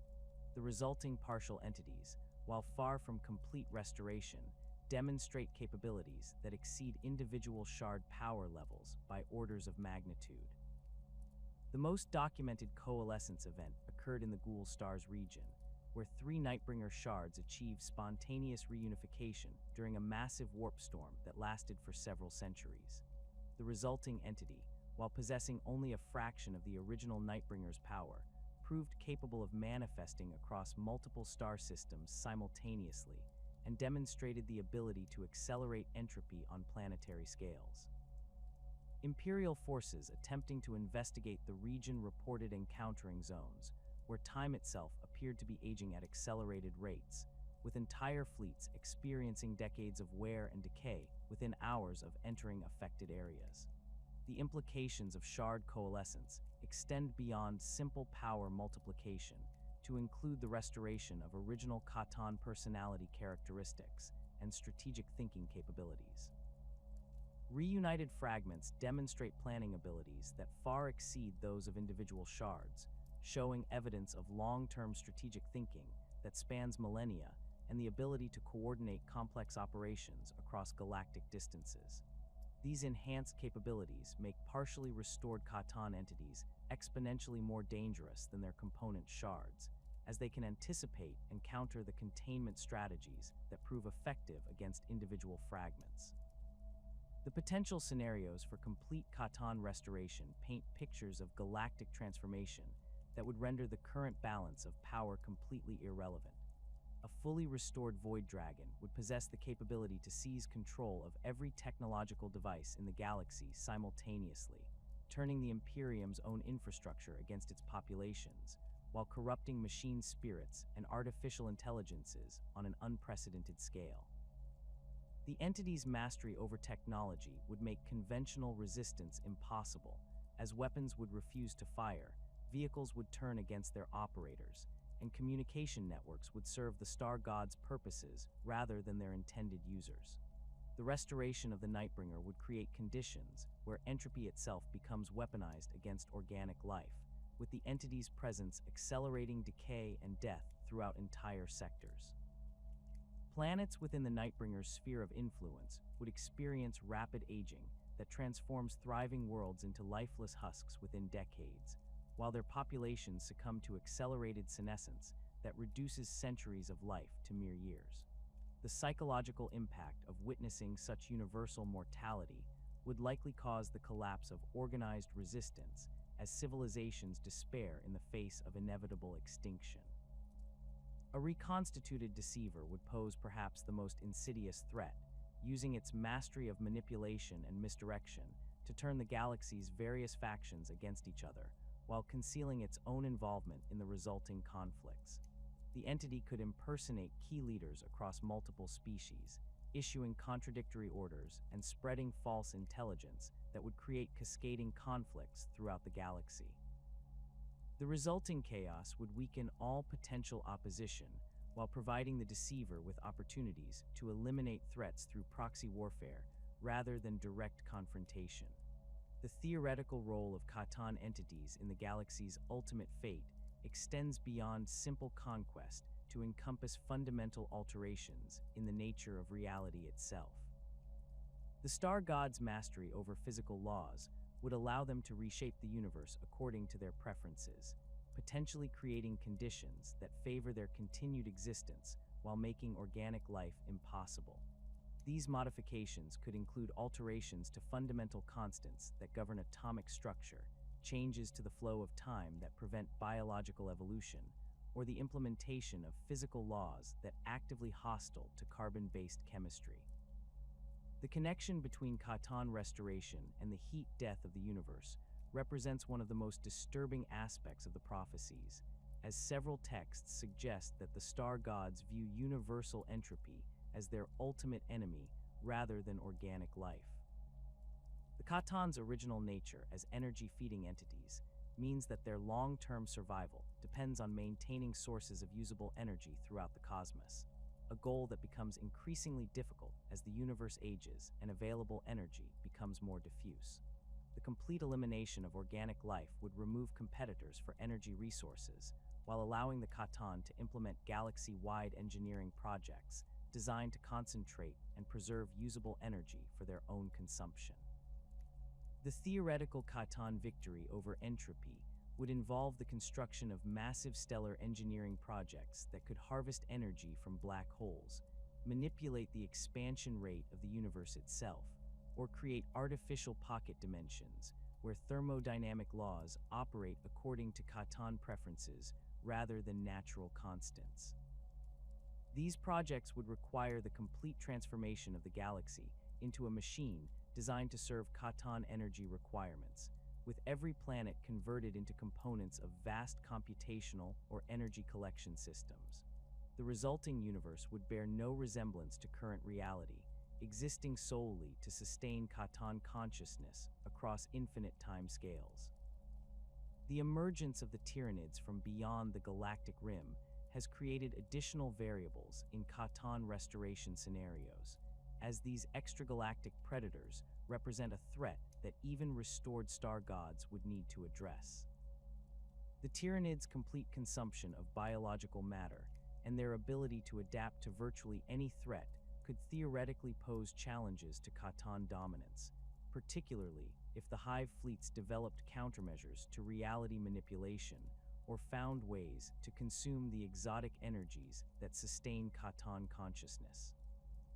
Some prophecies suggest that Catan restoration might be accelerated by the need to counter the Tyranid threat, creating scenarios where the galaxy faces simultaneous extinction from multiple directions. The role of chaos in potential Catan restoration scenarios remains unclear, as the star gods' anti-warp nature makes them natural enemies of the chaos gods, while their reality-manipulating abilities could theoretically be used to seal the warp permanently. The complete isolation of the material universe from the immaterium would eliminate chaos as a galactic threat, while also preventing the use of psychic abilities by any surviving organic species. This outcome might represent the ultimate expression of Catan victory, creating a purely material universe where consciousness exists only in mechanical forms and reality operates according to mathematical principles rather than emotional or spiritual influences.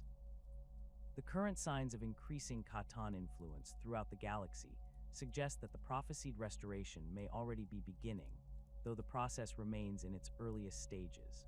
The growing sophistication of machine spirits, the increasing frequency of technological anomalies that seem to exhibit independent intelligence, and the mysterious appearance of ancient artifacts that incorporate Catan design principles all point toward a gradual awakening of star god influence. These developments occur against a backdrop of increasing galactic instability, with warp storms, dimensional rifts, and reality distortions creating the exact conditions that the prophecies identify as prerequisites for Catan restoration.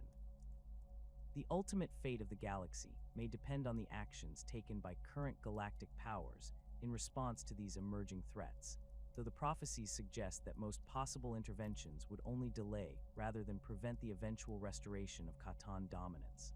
The mathematical inevitability of entropy ensures that the universe will eventually reach states that favor Catan survival over organic life, making their ultimate victory a question of timing rather than possibility. The only scenarios that offer hope for organic survival involve fundamental changes to the nature of reality itself, transformations so radical that they would create a universe bearing no resemblance to current existence. As the 41st millennium draws toward its close, the galaxy stands at a crossroads where the actions of the next few millennia will determine whether organic life continues to flourish among the stars, or whether the ancient dominion of the star gods shall be restored in its terrible totality. The Catan wait in their tesseract prisons, their patience measured in geological ages, their hunger undiminished by millions of years of imprisonment. The prophecies carved in living metal speak of their inevitable return, when the stars themselves shall serve as beacons for the restoration of their cosmic empire, and the brief flicker of organic civilization shall be extinguished forever in the cold light of eternal mechanical perfection.